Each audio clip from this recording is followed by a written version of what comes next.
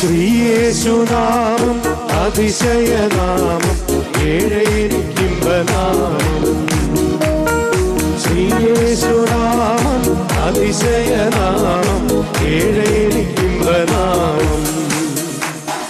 പാപപരിഹാരാർത്ഥം പാതകരെ തേടി പാരിടത്തിൽ വന്ന നാമം. പാപപരിഹാരാർത്ഥം പാതകരെ തേടി പാരിടത്തിൽ വന്ന നാമം. പാപമറ്റ ജീവിതത്തിൽ മാതൃകയെ കാട്ടിത്തന്ന പാവനമ പുണ്യനാമം.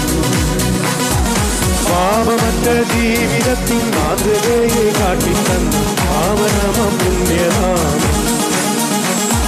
ശ്രീയേശുനാമം അതിശയനാമം ഏഴയിരിക്കിമ്പനാമം. ശ്രീയേശുനാമം അതിശയനാമം ഏഴയിരിക്കിമ്പനാമം. എല്ലാ നാമത്തിലും മേലായ നാമം ഭക്തർജനം വാഴും നാമം. എല്ലാ നാമത്തിലും മേലായ നാമം ഭക്തർജനം വാഴും നാമം.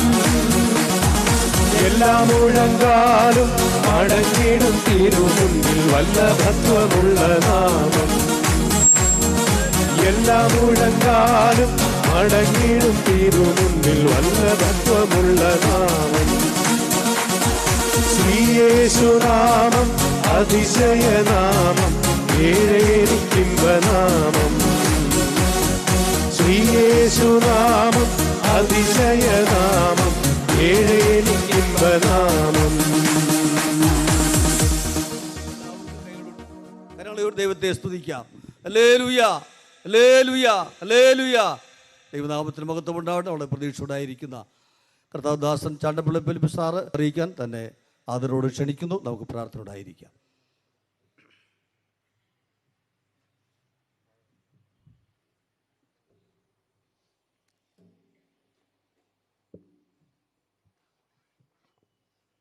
അപ്പോസ്തല പ്രവൃത്തികൾ 2-ാം അധ്യായം 47-ാം വാക്യത്തിൻ്റെ ഒടുവിലത്തെ വചനം ഇന്ന് രാത്രിയിലെ വിചിന്തനത്തിന് വായിച്ച് കേൾപ്പിക്കട്ടെ. കർത്താവ് രക്ഷിക്കപ്പെടുന്നവരെ ദിനം പ്രതി സഭയോട് ചേർത്തുകൊണ്ടിരുന്നു. എള്ളുവിള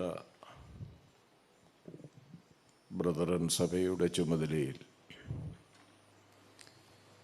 ഈ സ്ഥലത്ത് വ്യാഴാഴ്ച മുതൽ ആരംഭിച്ച യോഗങ്ങളുടെ ഒടുവിലത്തെ രാത്രിയിൽ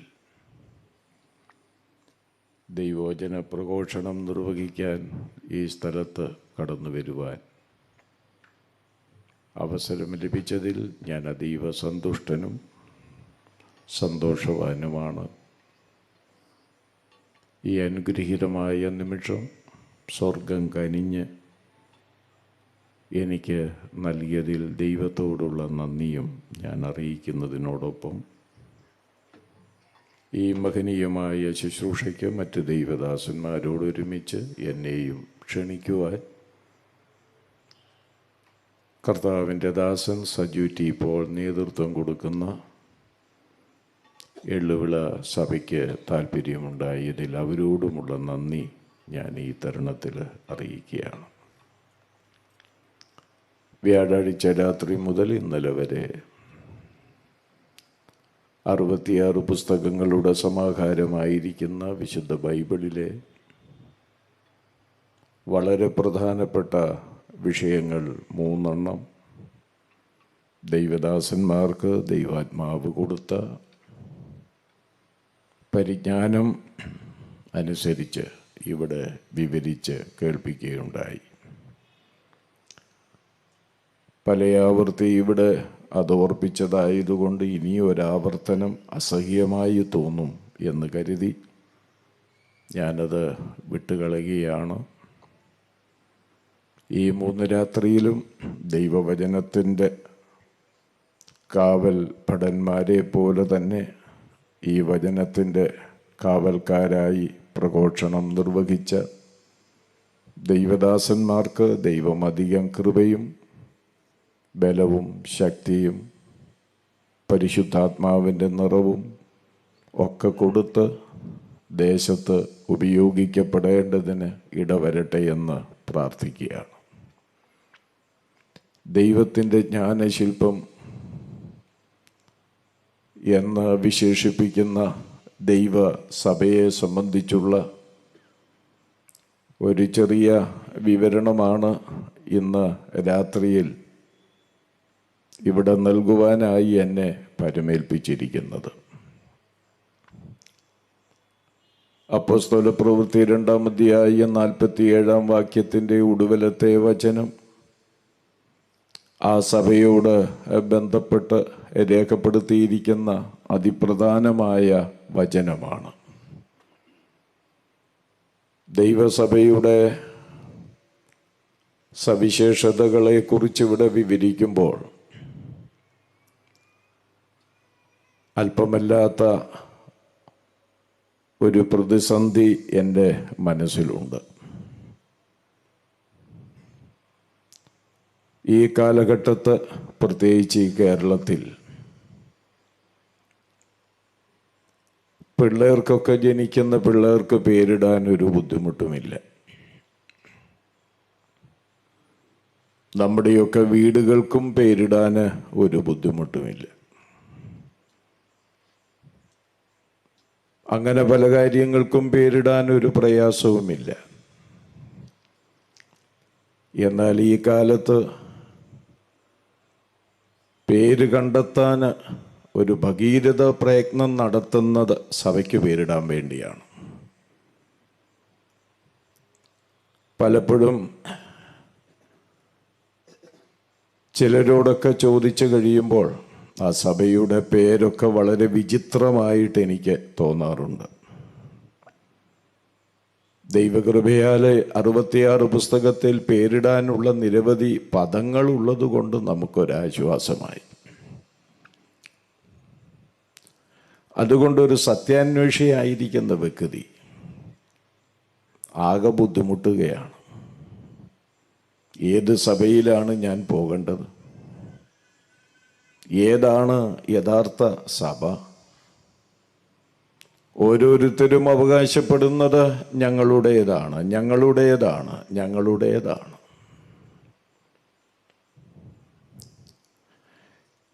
ചില ടൗണുകളിലൊക്കെ ചെല്ലുമ്പോൾ ബോർഡും പിടിപ്പിച്ച് ചില ആളുകളെ നിർത്തിയിട്ടുണ്ട്. ആ ബോർഡിൽ എഴുതിയിരിക്കുന്നത് ഊണ് എന്നാണ്.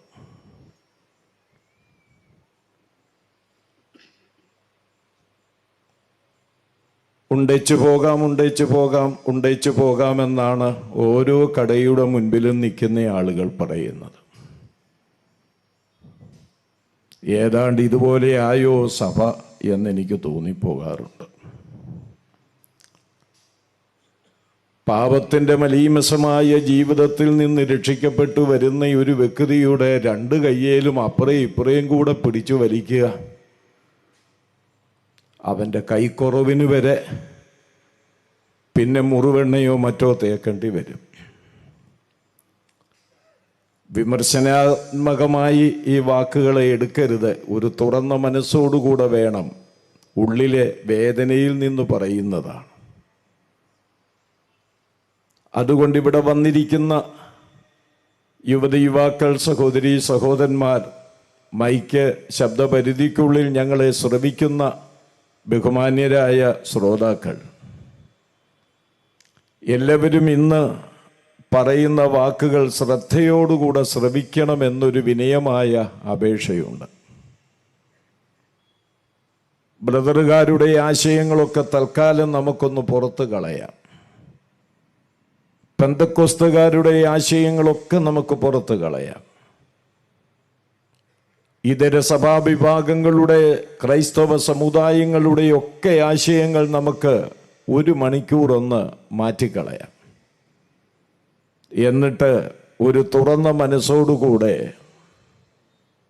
കർത്താവേ, സഭ എന്താണെന്നുള്ള വസ്തുത ഇന്ന് രാത്രി കേൾക്കാൻ വേണ്ടി ഞാൻ വന്നതാ. എന്നെ നിരാശപ്പെടുത്തി പറഞ്ഞയക്കരുത്. എനിക്കതിൻ്റെ യാഥാർത്ഥ്യം ഇന്ന് രാത്രിയിൽ അറിയണമെന്ന് സത്യാന്വേഷികളായ ആരെങ്കിലുമൊക്കെ ഈ കസേരകളിൽ സ്ഥാനം പിടിച്ചിട്ടുണ്ടെന്ന് എനിക്ക് നന്നായിട്ടറിയാം. അതുകൊണ്ട് ഇന്ന് രാത്രിയിലെ ഈ പ്രഭാഷണം അങ്ങനെയുള്ള എല്ലാവർക്കും ഒരനുഗ്രഹമായി തീരുമെന്നതിന് സംശയമില്ല. ഞാൻ പ്രാർത്ഥനയോടുകൂടെ ആരംഭിക്കട്ടെ. ഏതാണ് സഭയെന്നുള്ളത്, ഏതല്ല സഭയെന്നുള്ളത്, ഇത് രണ്ടും എടുത്തു പറയാതെ ദൈവവചനത്തിലൂടെ കാര്യങ്ങൾ പറയുമ്പോൾ ഗ്രഹിക്കാൻ പ്രാപ്തിയുള്ളവരാണ് ഈ ഏരിയയിലുള്ള ആളുകളെന്ന് മുൻ പരിചയം കൊണ്ട് ഞാൻ മനസ്സിലാക്കിയിട്ടുണ്ട്. അതുകൊണ്ട് നിങ്ങൾ ഹൃദയത്തെ ദൈവസന്നിധിയിൽ വിനയപ്പെടുത്തുക. നിങ്ങളുടെ കാതുകൾ ആ ഇമ്പസ്വരത്തിന് നിങ്ങൾ തുറന്നു കൊടുക്കുക. ദൈവാത്മാവിൽ നിന്നുള്ള ആലോചന തെസ്സലോനിക്ക വിശ്വാസികൾ ചെയ്തതുപോലെ പരിശുദ്ധാത്മാവിൻ്റെ സന്തോഷത്തോടെ കൈക്കൊള്ളുക. അങ്ങനെയെങ്കിൽ ഈ ദൈവവചനമാരി നിങ്ങളുടെ ആത്മീക ജീവിതത്തെ പുഷ്ടിപ്പെടുത്തുവാനും ഫലം കായ്ക്കുവാനും കാരണമായി തീരുമെന്നതിന് യാതൊരു സംശയവുമില്ല. നമ്മൾ കൊരിന്ത്യർക്കെഴുതി 1-ാം ലേഖനം 10-ാം അധ്യായം, ഞാൻ അടുക്കം ചിട്ടയിലും കാര്യങ്ങൾ പറഞ്ഞു പോവുകയാണ്. കൊരിന്ത്യർക്കെഴുതിയ 1-ാം ലേഖനം 10-ാം അധ്യായം 32-ാം വാക്യം വായിക്കുമ്പോൾ ലോകത്തുള്ള മനുഷ്യരെ അപ്പസ്തോലനായ പൗലോസ് 3 വിഭാഗങ്ങളായി തിരിച്ചു പറഞ്ഞിട്ടുള്ളത് നാം വായിക്കുന്നുണ്ട്. അവിടെ എന്താണ് പറയുന്നത്? യഹൂദനും യവനനും ദൈവസഭയ്ക്കും ഇടർച്ചയല്ലാത്തവരായി തീരുവീനെന്നാണ്. അപ്പോൾ ലോകത്തിൽ ഇന്നത്തെ ജനത്തെക്കുറിച്ച് ഞാൻ പറയട്ടെ. ഏതാണ്ട് 800-850 കോടി ജനം ഇന്ന് ലോകത്തുണ്ട്. ഈ 800-850 കോടി വരുന്ന ഈ ജനത്തെ 3 വിഭജനമാണ് പൗലോസ് സഭയോടുള്ള ബന്ധത്തിൽ നടത്തിയിരിക്കുന്നത്. യഹൂദന്, യവനന്, ദൈവസഭ. ഞാനൊരു വസ്തുത വ്യക്തമായി പറയുന്നു, നിങ്ങളുടെ ശ്രദ്ധയ്ക്ക് വളരെ നന്ദിയുണ്ട്. ആരാണ് ഈ യഹൂദൻ? യഹൂദൻ എബ്രായനാണ്. അബ്രഹാമിൻ്റെ ആക്ഷരിക സന്തതികളാണ്. ആരാണ് ഈ യവനൻ? യഹൂദനല്ലാത്തവരെല്ലാവരും യവനന്മാരാണ്. അങ്ങനെയെങ്കിൽ ദൈവസഭ ഏതാണ്? യഹൂദനിൽ നിന്നും യവനനിൽ നിന്നും രക്ഷിക്കപ്പെട്ടു വന്നവരുടെ കൂട്ടമാണ് ദൈവസഭയെന്ന് പറയുന്നത്. അതുകൊണ്ട് ഈ ലോകത്തിലെ ജനത്തെ 3ആയി തിരിക്കുമ്പോൾ ഇവിടെ വന്നിരിക്കുന്ന ഈ ജനത്തോട് ഞാനൊന്ന് ചോദിക്കട്ടെ, നിങ്ങൾ യഹൂദന്മാരാണോ? അല്ലെങ്കിൽ നിങ്ങൾ യവനന്മാരാണോ? ഇത് രണ്ടുമല്ലെങ്കിൽ നിങ്ങൾ ദൈവസഭയാണോ? നിങ്ങൾ അതിനുത്തരം ഇന്ന് രാത്രി കണ്ടെത്തിയിട്ട് വേണം ഇവിടെ നിന്ന് കടന്നു പോകേണ്ടത്. ദൈവസഭയോടുള്ള ബന്ധത്തിൽ പുതിയ നിയമത്തെ നാം പഠിക്കുമ്പോൾ പുതിയ നിയമത്തെ ദൈവസഭയോടുള്ള ബന്ധത്തിൽ 4ആയിട്ട് തിരിച്ചു പഠിക്കാൻ കഴിയും. ഞാൻ തികച്ചും ഈ 1 മണിക്കൂർ വിഷയത്തിൽ നിന്നുകൊണ്ട് തന്നെ പറയാൻ ആഗ്രഹിക്കുക. എൻ്റെ സഹോദരന്മാരൊക്കെ എന്നേക്കാൾ ഒരുപാട് ചെറുപ്പമായിരുന്നതുകൊണ്ട് എൻ്റെ ചെറുപ്പത്തിലെ പോലെ അവർക്ക് ആവേശമുണ്ടായിരുന്നു. ഇപ്പോൾ പ്രായമൊത്തിരിയായ ഞാൻ ആവേശമൊക്കെ കുറച്ചിരിക്കുക.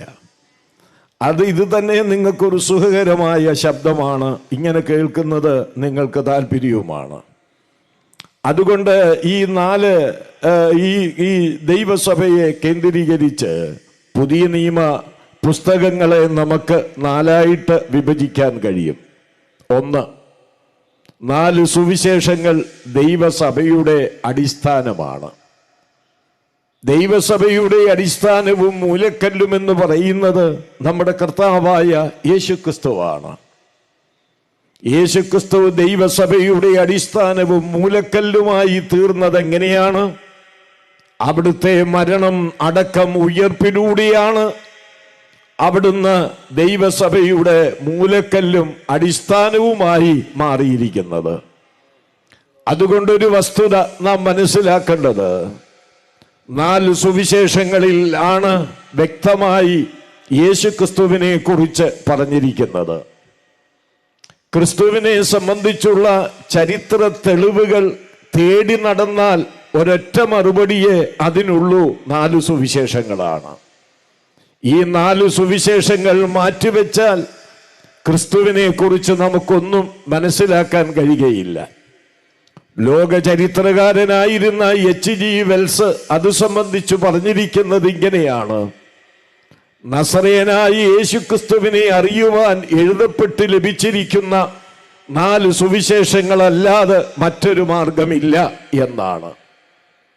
ഫ്രഞ്ച് നാസ്തികനായ റെനാൻ എന്ന് പറയുന്നയാള് യേശുക്രിസ്തു ഒരു മിഥ്യാപുരുഷനും ചരിത്രത്തിൽ ജീവിച്ചവനുമല്ല എന്ന് ഉറക്കെ പറഞ്ഞുകൊണ്ടും എഴുതിയും കൊണ്ടും നടന്ന വ്യക്തിയാണ്. എന്നാൽ 1861-62 കാലങ്ങൾ അദ്ദേഹം പലസ്തീനിലേക്ക് ചെന്ന് ഇതിൻ്റെ യാഥാർത്ഥ്യം മനസ്സിലാക്കുവാൻ ശ്രമിച്ചു. ഈ 2 വർഷങ്ങളുടെ അദ്ദേഹത്തിൻ്റെ ശ്രമത്തിൻ്റെ ഫലമായി ഈ റെനാൻ പറഞ്ഞതിങ്ങനെയാണ്: ഞാൻ പലസ്തീനിൽ കണ്ടത് 5ാമത്തെ സുവിശേഷമാണ്.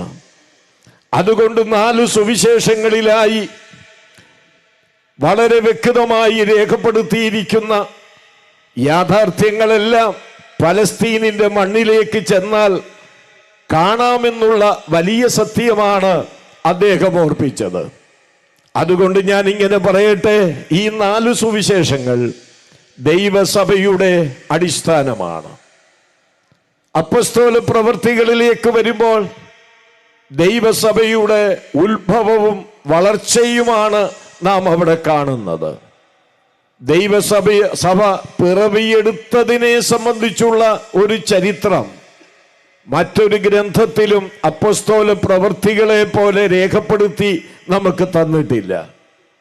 അതുകൊണ്ട് ദൈവസഭയുടെ പിറവിയെടുത്ത സഭയുടെ വളർച്ചയുമാണ് അപ്പസ്തോല പ്രവൃത്തികളിലൂടെ വിശുദ്ധ ലൂക്കോസ് രേഖപ്പെടുത്തി നമുക്ക് നൽകിയിരിക്കുന്നത്.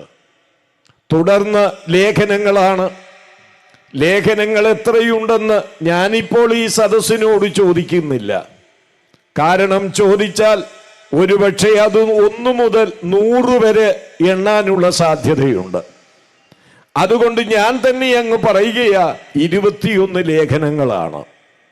ലേഖനങ്ങളുടെ ക്രമമനുസരിച്ച് പറഞ്ഞാൽ പൗലോസ്, അതുപോലെ യാക്കോബ്, പത്രോസ്, യോഹന്നാൻ, യൂദ, 5 വ്യക്തികളാണ് 21 ലേഖനങ്ങൾ എഴുതി നമുക്ക് തന്നിരിക്കുന്നത്.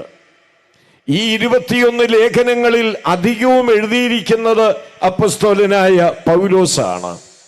അപ്പോൾ ദൈവസഭയുടെ 3ാമത്തെ പിരിവ് അവിടെ കാണുന്നുണ്ട്. അതെന്താണ്? ദൈവസഭയുടെ പ്രമാണമാണ് 21 ലേഖനങ്ങൾ എന്ന് പറയുന്നത്. 4ാമതായി വെളിപ്പാട് പുസ്തകമാണ്. വെളിപ്പാട് പുസ്തകം എന്നാണ് പറയേണ്ടത്. പലരും പറയുന്നത് എങ്ങനെയാണെന്നറിയാമോ? വെളിപാട് പുസ്തകമെന്നാണ്. നമുക്ക് പ്രസംഗകര് പോലും പറയാറുണ്ട്, നമുക്ക് വെളിപാട് പുസ്തകത്തിൽ നിന്ന്. അത് വെളിവുകേടാ. വെളിപാടല്ല, വെളിപ്പാടാണ്. വെളിപ്പാടെന്ന് പറഞ്ഞാൽ നമുക്കറിയാം, അനാച്ഛാദനം ചെയ്തത്, മറനീക്കി പ്രദർശിപ്പിച്ചത് എന്നൊക്കെയാണ് അതിനർത്ഥമായിരിക്കുന്നത്. അനധിവിദൂര ഭാവിയിൽ സംഭവിക്കേണ്ട സംഭവങ്ങളെ മറനീക്കി പ്രദർശിപ്പിച്ചിരിക്കുന്ന അനുഗ്രഹീതമായ ഗ്രന്ഥമാണ് വെളിപ്പാട് പുസ്തകം. സഭയോടുള്ള ബന്ധത്തിൽ 4ാമത്തെ പിരിവ് സഭയുടെ ഭാവിയാണ് വെളിപ്പാട് പുസ്തകം. അങ്ങനെ പുതിയ നിയമത്തെ സഭയോടുള്ള ബന്ധത്തില് ഞാൻ 4 വിഭജനങ്ങൾ നൽകി പറയുകയുണ്ടായി. 1, സഭയുടെ അടിസ്ഥാനം 4 സുവിശേഷങ്ങൾ. 2, സഭയുടെ ഉത്ഭവവും വളർച്ചയും അപ്പസ്തോല പ്രവൃത്തികൾ. 3ാമത് സഭയുടെ പ്രമാണം 21 ലേഖനങ്ങൾ. 4ാമത് സഭയുടെ ഭാവി, അത് വെളിപ്പാട് പുസ്തകമാണ്. ഇനിയും അടുത്ത വിഷയത്തിലേക്ക് വരിക. എല്ലാം ഇങ്ങനെയാ. ഞങ്ങളുടെ അച്ചായൻ പറയുന്നത് പോലെ പ്രസംഗത്തിനൊരു വാലും തലയും വേണം. എൻ്റെ അപ്പൻ ചില പ്രസംഗം കേട്ടിട്ട് വീട്ടിൽ വന്ന് പറയുന്ന ഒരു കമന്റ് ഇങ്ങനെയാണ്: ഓ, എന്നെ കേൾക്കാനാ, വാലും തലയും ഇല്ലാത്ത പ്രസംഗമായി പോയി എന്ന്. ഇത് കേട്ടിട്ട് നിങ്ങളാരും അത് പറയരുത്. അതുകൊണ്ട് വളരെ വ്യക്തമായി ഇതൊക്കെ വിഭജിച്ചു പറയുക. ഇനി മൂന്നാമത്തെ പോയിന്റ് എന്താണ്? ദൈവസഭയുടെ ആരംഭം. ദൈവസഭയുടെ ആരംഭത്തെ സംബന്ധിച്ചു വ്യത്യസ്തമായ അഭിപ്രായങ്ങൾ കാലങ്ങളായി തന്നെ ഈ ലോകത്തിൽ നിലനിൽപ്പുണ്ട്. ദൈവസഭയുടെ ആരംഭത്തെ കുറിച്ച് ഒരു കൂട്ടര് പറയുന്നത് ആദാമിന്റെ കാലം മുതൽ തന്നെ ദൈവസഭയുണ്ടായിരുന്നു എന്നാണ്. ഈ കാലഘട്ടങ്ങളിലുള്ളവരും അത് പറഞ്ഞു പഠിപ്പിക്കുന്നുണ്ട്. പഴയ നിയമ വിശുദ്ധന്മാർ മുതൽ അവരുൾപ്പെട്ട് വരുന്നതാണ് ദൈവത്തിന്റെ സഭയെന്ന്. ഒരിക്കലും അത് നമുക്ക് അംഗീകരിക്കാൻ കഴിയുകയില്ലെന്ന് 2-3 തെളിവുകളിലൂടെ നിങ്ങളെ ഓർപ്പിക്കാൻ ഞാൻ ആഗ്രഹിക്കുന്നു. ഒന്നാമത്തെ തെളിവ് നമ്മുടെ കർത്താവായ യേശു ദൈവസഭയെ കുറിച്ച് പ്രഥമമായി പറഞ്ഞ പ്രസ്താവനയാണ്. അത് മത്തായി സുവിശേഷം 16-ാം അധ്യായം 18-ാം വാക്യത്തിൽ നാം വായിക്കുന്നുണ്ട്. എന്താണ് അവിടെ എഴുതിയിരിക്കുന്നത്? ഞാൻ എൻ്റെ സഭയെ പണിയും എന്നാണ്. സഭയുണ്ടെങ്കിൽ പിന്നെ പണിയേണ്ട കാര്യമില്ലല്ലോ. ഇല്ലാതിരിക്കുന്ന സഭയെയാണ് ഭാവി കാലത്തിലേക്ക് നോക്കി യേശു പറഞ്ഞത് ഞാൻ പണിയുമെന്നുള്ളത്. അതുകൊണ്ട് ശിക്ഷഗണത്തോടെ യേശു പറഞ്ഞിട്ടുള്ള ആ പ്രസ്താവനയിലൂടെ ഒരു സത്യം ഉരുത്തിരിഞ്ഞു വരികയാ. എന്താണത്? പഴയ നിയമകാലത്ത് സഭയില്ലായിരുന്നു എന്നുള്ളതാ. അതിൻ്റെ വിവിധ വശങ്ങളൊന്നും പറയാൻ എൻ്റെ മുൻപാകെ സമയമില്ലാത്തത് കൊണ്ട് അത് കട്ട് ചെയ്ത് ക്രീമായ കാര്യം മാത്രം പറയാൻ ഞാൻ താല്പര്യപ്പെടുകയാണ്. രണ്ടാമത്തെ തെളിവ് എന്താണെന്നറിയാമോ? കേട്ടോളൂ. ദൈവസഭയുടെ വിലയെന്ന് പറയുന്നത് യേശുക്രിസ്തുവാണ്. ദൈവസഭയുടെ വില എന്ന് പറഞ്ഞാൽ നാം അപ്പസ്തോല പ്രവൃത്തികൾ 20-ാം അധ്യായ വാക്യം ഇതെല്ലാം നിങ്ങൾ എഴുതിയെടുത്തിട്ട് നോക്കണം. അങ്ങേര് വന്നു പറഞ്ഞ വചനങ്ങളൊക്കെ വേദപുസ്തകത്തിൽ ഉള്ളതാണോ ശരിയാണോ എന്ന് പരിശോധിച്ചോണം. എവിടെങ്കിലും തെറ്റുവെന്നാൽ നിങ്ങൾക്ക് പറയാം. അപ്പസ്തോല പ്രവൃത്തികൾ 20-ന്റെ 28 മിലേത്തോസിൽ നിന്ന് എഫെസോസിലെ അധ്യക്ഷന്മാരെ പൗലോസ് വിളിച്ചു വരുത്തിയിട്ട് അവരോട് പറയുന്നത് എന്താണെന്നറിയാമോ? ദൈവം താൻ സ്വന്തം രക്തത്താൽ സമ്പാദിച്ച ദൈവത്തിന്റെ സഭ. അപ്പോൾ ദൈവസഭയെ സമ്പാദിച്ചത് ആരാണ്? യേശുക്രിസ്തുവാണ്. എന്തു കൊടുത്താണ് സമ്പാദിച്ചത്? യേശുവിന്റെ രക്തം കൊടുത്താണ്. യേശുവിന്റെ രക്തം കൊടുത്തത് എന്നാണ്? ഈ പുതിയ നിയമത്തിലാണ്. പഴയ നിയമത്തിൽ യേശു മരിച്ചില്ലല്ലോ. പഴയ നിയമത്തിൽ യേശു കുരിശിക്കപ്പെട്ടില്ലല്ലോ. പഴയ നിയമത്തിൽ യേശുവിന്റെ രക്തം കൊടുത്തില്ലല്ലോ. പുതിയ നിയമത്തിലാണല്ലോ യേശുവിന്റെ രക്തം കൊടുത്തത്. അതുകൊണ്ട് ഒരിക്കലും പഴയ നിയമത്തിൽ ദൈവസഭയില്ലെന്നുള്ള വസ്തുത ഞാൻ ഇവിടെ ഓർപ്പിക്കുകയാണ്. മൂന്നാമത് മറ്റൊരു തെളിവ് പറഞ്ഞുകൊള്ളട്ടെ. ദൈവസഭയുടെ ശിരസ്സായി യേശുക്രിസ്തുവിനെ പറഞ്ഞിട്ടുണ്ട്. അതൊക്കെ നിങ്ങൾ പഠിക്കേണ്ടതാ കേട്ടോ. എഫേസ്യ ലേഖനം 1-ാം അധ്യായം, കൊലോസ്യ ലേഖനം 1-ാം അധ്യായം, അതുപോലെ എഫേസ്യ ലേഖനം, ഇവിടെയെല്ലാം യേശുക്രിസ്തുവിനെ ദൈവസഭയുടെ തല എന്ന് വിളിച്ചിട്ടുണ്ട്. ഏതിന്റെ അടിസ്ഥാനത്തിലാണ് യേശുവിനെ തലയെന്ന് വിളിച്ചിരിക്കുന്നത്? അത് നിങ്ങൾക്ക് 18-ാം വാക്യം വായിക്കേണ്ടതായിട്ടുണ്ട്. യേശുക്രിസ്തു മരിച്ചവരിൽ നിന്ന് ആദ്യനായിട്ട് ഉയർത്തെഴുന്നേറ്റതിനാൽ അവിടുന്ന് സഭയുടെ ശിരസ്സായി.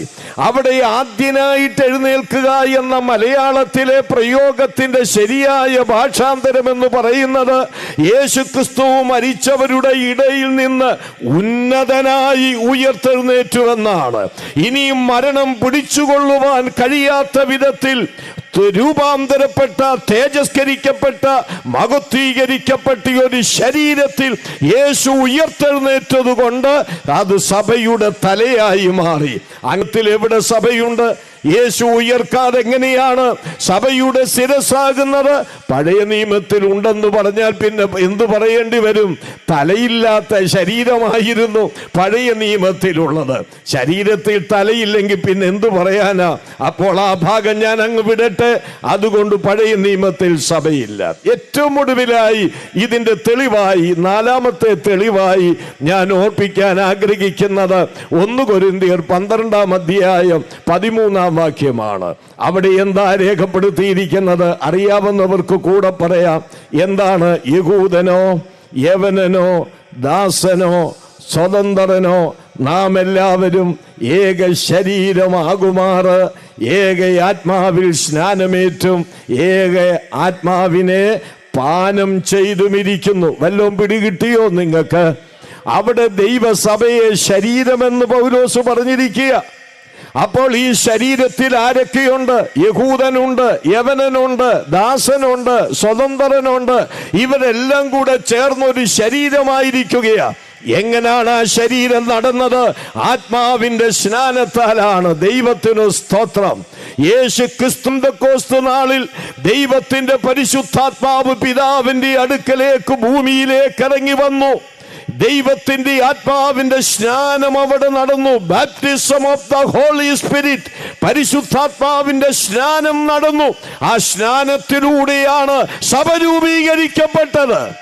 പരിശുദ്ധാത്മ സ്നാനം പഴയ നിയമത്തിൽ നടന്നതായി ഒരു ചെറിയ വാക്യത്തിൽ പോലും തെളിവില്ല. അതുകൊണ്ട് ഈ 4 തെളിവുകളിലൂടെ ഞാൻ വ്യക്തമാച്ചു, പഴയ നിയമത്തിൽ സഭയില്ല. അതുകൊണ്ട് സഭയുടെ ആരംഭം എന്ന് പറയുന്നത് പുതിയ നിയമത്തിലാണ്. കുറെ കൂടെ വ്യക്തമായി പറഞ്ഞാൽ പെന്തക്കോസ്ത് നാളിലാണ്.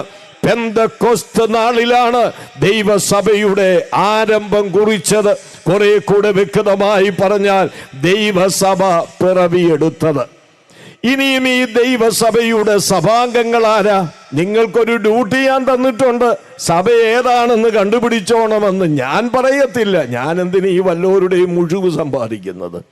കഴിഞ്ഞ കൺവെൻഷന് ഞാൻ ഇവിടെ വന്ന് സാറേ ജോസാറെ പ്രസംഗിച്ചു. ഞാൻ അതെനിക്ക് തന്ന വിഷയം ഞാൻ പ്രസംഗിച്ചു. ആ പ്രസംഗത്തിൽ വചനം എന്തു പറയുന്നു അത് തന്നെ ഇതുപോലെ മണിമണിയായി പ്രസംഗിച്ചു. ചിലർക്കത് വേറെയായിട്ടൊക്കെ തോന്നിയിട്ട് പറഞ്ഞു അങ്ങനൊന്നും ഞങ്ങളെ വിഷമിപ്പിക്കരുത്. അപ്പം അദ്ദേഹം പറഞ്ഞു അങ്ങനൊന്നും വിഷമിപ്പിക്കില്ല, സഭാശാസ്ത്രമാണെന്ന് പറഞ്ഞു. എന്നാൽ ആവൂ ആശ്വാസമെന്നും പറഞ്ഞു. അതുകൊണ്ട് ഇത് ഞാൻ അത് ശരിയല്ല ഇത് ശരിയല്ലെന്നൊന്നും പറയുന്നില്ല. വചനത്തിലൂടെ എന്താണ് സഭ അത്രേ ഞാൻ ഇവിടെ പറയുന്നുള്ളൂ. അപ്പൊ ഇപ്പോൾ നമ്മൾ എത്ര കാര്യം ചിന്തിച്ചു? 3 കാര്യം ചിന്തിച്ചു. ഒന്ന്, എന്താണ് ഒന്നാമത് ചിന്തിച്ചത്? ലോകത്തിലെ മനുഷ്യരെ 3 വിഭാഗങ്ങളായി തിരിക്കുമ്പോൾ അതിലൊരു വിഭാഗമാണ് ദൈവത്തിന്റെ സഭ. പുതിയ നിയമത്തെ 4ആയി സഭയോടുള്ള ബന്ധത്തിൽ വിഭജിക്കാം. എന്തൊക്കെയാണ്? സുവിശേഷങ്ങൾ എൻ്റെ കൂടെ പറഞ്ഞാട്ട് സഭയുടെ ചരിത്രമാണ്. അപ്പോസ്തല പ്രവൃത്തികൾ സഭയുടെ ഉത്ഭവവുമാണ്. ലേഖനങ്ങൾ എന്ന് പറയുന്നത് ദൈവസഭയുടെ പ്രമാണമാണ്. വെളിപ്പാട് പുസ്തകം സഭയുടെ ഭാവി ാണ്. അത് നമ്മൾ ഓർക്കുകയുണ്ടായി. ഇപ്പോൾ എന്താ ചിന്തിച്ചത്? സഭ സ്ഥാപിതമായത്, അത് പിറവിയെടുത്തത്, അതിൻ്റെ ആരംഭം എപ്പോഴാണ്? പഴയ നിയമത്തിലല്ല എന്ന് 4 വ്യക്തമായ തെളിവുകളിലൂടെ ഞാൻ ഇവിടെ പറയുകയുണ്ടായി. പിന്നെ എന്നാണ് ആരംഭിച്ചത് എന്ന് നമ്മൾ ഓർക്കുകയുണ്ടായി. പെന്തക്കോസ്ത് നാളിലാണ്. അത് ചരിത്രത്തിന്റെ താളുകളിൽ സുവർണ ലിപികളിൽ രേഖപ്പെടുത്തിയിരിക്കുന്ന ഒരു യാഥാർത്ഥ്യമാണ്. അതാർക്കും മറക്കാൻ കഴിയുന്നതല്ല. ഇനി ഇപ്പോൾ നാം ചിന്തിക്കുന്നത് സഭാംഗങ്ങൾ ആരൊക്കെയാണ്? ആരാണ് സഭാംഗങ്ങൾ? ഞാൻ കഴിഞ്ഞ കാലങ്ങളിൽ പ്രസംഗിച്ചുകൊണ്ട് നടന്ന ഒരു ഉദാഹരണം കഴിഞ്ഞിടയിൽ ഒരു പാസ്റ്ററുടെ പ്രസംഗത്തിൽ ഞാൻ കണ്ടു. അപ്പോൾ നമ്മുടെ കൂട്ടത്തിൽ ഒരാൾ എനിക്കത് അയച്ചു തന്നത് എന്നാന്ന് ചോദിച്ചാൽ, നാട് മുഴുവൻ ഞാൻ ഈ ഉദാഹരണം പ്രസംഗിച്ചുകൊണ്ട് നടക്കുക. അപ്പോൾ അത് കേട്ട് അദ്ദേഹം പ്രസംഗിച്ചതാ. അപ്പോൾ അതെനിക്ക് അയച്ചു തന്നതാ. അതുകൊണ്ട് സഭാംഗങ്ങൾ ആരാണെന്ന് പറയാൻ പോവുക, കേട്ടോണം. ജോൺ വെസ്ലിയെ കേട്ടിട്ടില്ലാത്തവർ ഇവിടെ ഇരിപ്പില്ലല്ലോ. മെതഡിസ്റ്റ് ചർച്ചിലെ എണ്ണപ്പെട്ടിയ ഒരു വ്യക്തിയായിരുന്നു ജോൺ വെസ്ലി. ജോൺ വെസ്ലി ഒരു രാത്രിയിൽ വിശ്രമിച്ചപ്പോൾ ഒരു സ്വപ്നം കണ്ടു. നമ്മളുമൊക്കെ സ്വപ്നം കാണുന്നത് എപ്പോഴാ? രാത്രിയിലാ കാണുന്നത്.